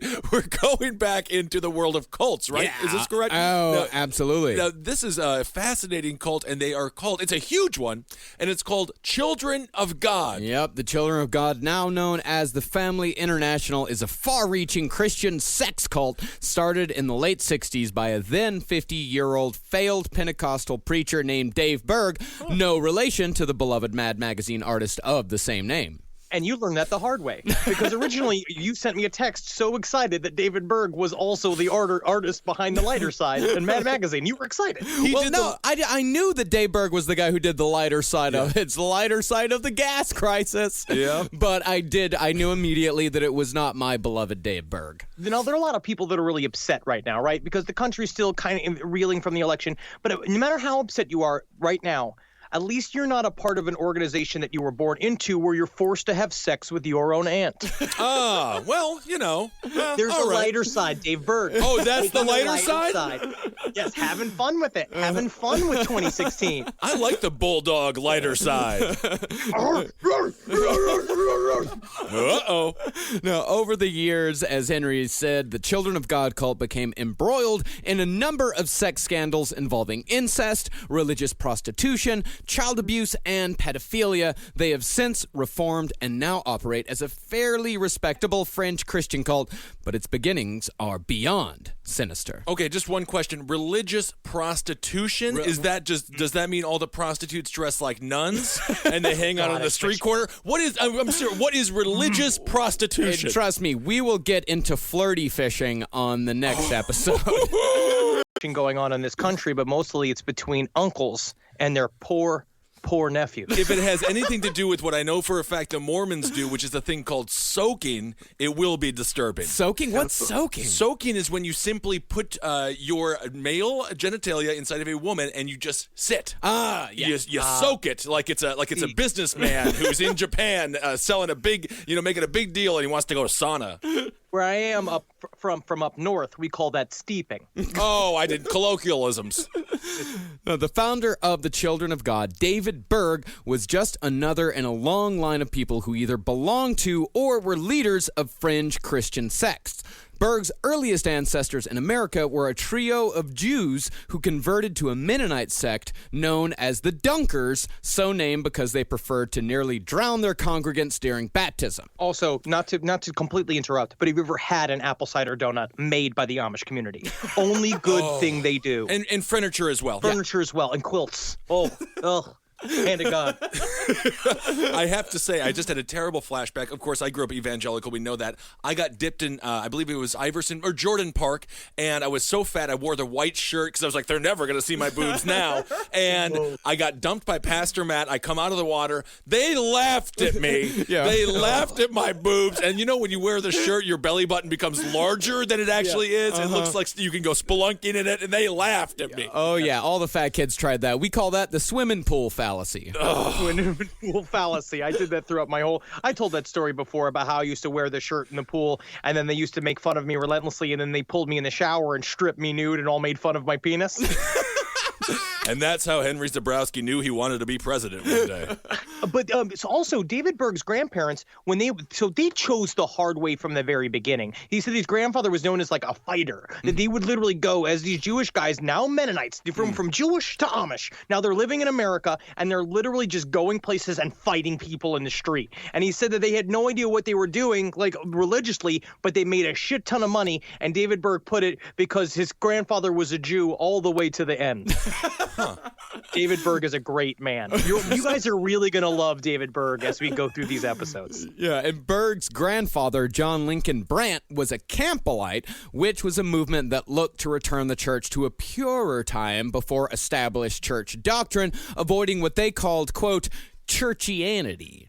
Huh, that's an interesting term. I kind of like it. Yeah, churchianity meaning that they are more beholden to the church than they are to the Word of God. Yeah, their big fancy church talk where they don't have sex with their children and don't have sex with their sisters and brothers. Interesting. I mean, I sort of took it the other way. I thought they would be against the institution, but pro only the biblical word. Yeah, that's exactly what they are. Oh, that is what it is. Yeah, okay. yeah, but they're doing the flip reverse of biblical words so deep that even Jesus Christ is just like, I'm going to kill myself again. I'm going to come back just to kill myself again, just so that you guys can get a bit of a redo, because there's some kind of, you guys are going off the fucking campus here. But then when you actually do read the Bible, everything, you can pick out some very creepy passages, and I would think Jesus must have quite a few Stephen Urkel moments. Did I do that? He was like, why are you having sex with your niece? Right here, sir. It says you can. Did I do that? He's just in heaven right now, fucking the hole in his hand over and over again. Berg's mother, Virginia Brandt, was a radio evangelist and traveling preacher who made her name during the Pentecostal revival that took hold during the early part of the 20th century, which was big on fire and brimstone, speaking in tongues, laying of hands, what they called old-time religion. But it's interesting because this was like newfangled at the time. This was like the hip, quote-unquote hipster religion where they were putting a lot of passion and intensity into Christianity, and also ladles and ladles of horseshit. Right. Yeah, Virginia's hook came from an accident she supposedly had in which she was thrown from a horse and buggy, broke her back, and was bedridden for 5 years. And one day, miraculously and without explanation, she rose from her bed cured and was thenceforth known as the Miracle Woman, telling her tale of divine healing. And she took her story, which she called From Deathbed to Pulpit, and became one of America's first female evangelists and hosted a fairly popular radio show that she called Meditation Moments. I mean, she definitely made the best out of a terrible situation. Why couldn't James Caan do the same thing from the film Misery? You know? I mean, he was just lying there like a whiny ass. Well, the only problem was that was all bullshit. None of that happened. Yeah, none of it happened. Years later, one of David Berg's daughters revealed that during the time she was supposedly bedridden, she was actually down in Fort Worth attending Texas Christian University. Which is actually a more inspiring story. Yeah. She was in college getting her master's degree, but the problem was that she was having a child at the time that went on to disown them because she grew up like basically immediately became an atheist like some kids do and saw through all of their horseshit and was like, what are you guys talking about? And they kind of exorcised her from the family. So she used that story to cover up that whole birth of a child. Yeah. Well, she didn't just use it that. I mean, David Berg, I mean, in other words, justifying a lie in order to get people to believe in Jesus' word, that was in Berg's DNA. I mean, these people are no different from Bigfoot hunters who fake dead Bigfoot bodies because they know in their hearts that Bigfoot is real. They absolutely know that Bigfoot is real, but they don't have any real proof, so they make some shit up to get people halfway there. And if the ends justify the means, it's all okay. Exactly. David Berg's father, his name was Hjalmar Berg. What was that? Hjalmar Berg. I'm sorry, what? Hjalmar Berg? Hjalmar Berg. His first name was Hjalmar, last name Berg. Is he a talking couch from Pee-wee's Playhouse? It does sound like it. Hjalmar Berg. It does sound like a piece of furniture from IKEA that has come to life. It does. He was a poor Swedish immigrant who, before coming to America, made extra money during the Swedish summers performing musical numbers and acrobatic routines in a wandering minstrel show. Now, this is going to be one of your racist minstrel shows. This show is going to be lots of kicking and dancing and jumping and oof, it seems my trousers have fallen around my ankles. Oof, is there a child who's giving it the sicky sick? Oh, no. No, Hjalmar. I slapped my own hand. Slapped my hand. Most nutty shit, Hjalmar. And that is if Charles Ng was born a Swedish man. I don't know how to do a Swedish accent. And what I I will love say it. is now that we're in the world of just Sweden, I'm allowed to do it. Oh, No absolutely. Swiss, Swedish bullshit connected to it. It is Jorn if Jorn and Hjalmar, standing tall and blonde, who said to have a beautiful tenor singing voice, did nothing to stop anyone from hurting anyone. See, now, we talk a lot here about the perfect serial killer soup. For example, Henry Lee Lucas was created by a terrible childhood with an abusive mother, an already broken mind made worse by exposure to brain-rotting chemicals, and the ease of passage of a drifter lifestyle. Now, you're really selling it, Marcus. And I actually want that. Yeah, At this point in time, I want that. better than split pea, I'll tell you that. So when you combine David Berg's ancestry with the first 50 years of his life as a failed charismatic preacher and add in the naivete of the hippie movement, David Berg was the product of a perfect cult leader soup. It's very interesting how we see that's true, that there are a certain number of factors that completely work out for a cult leader. And a part of it's having a period of time where there's a lot of this shit going on. And now what we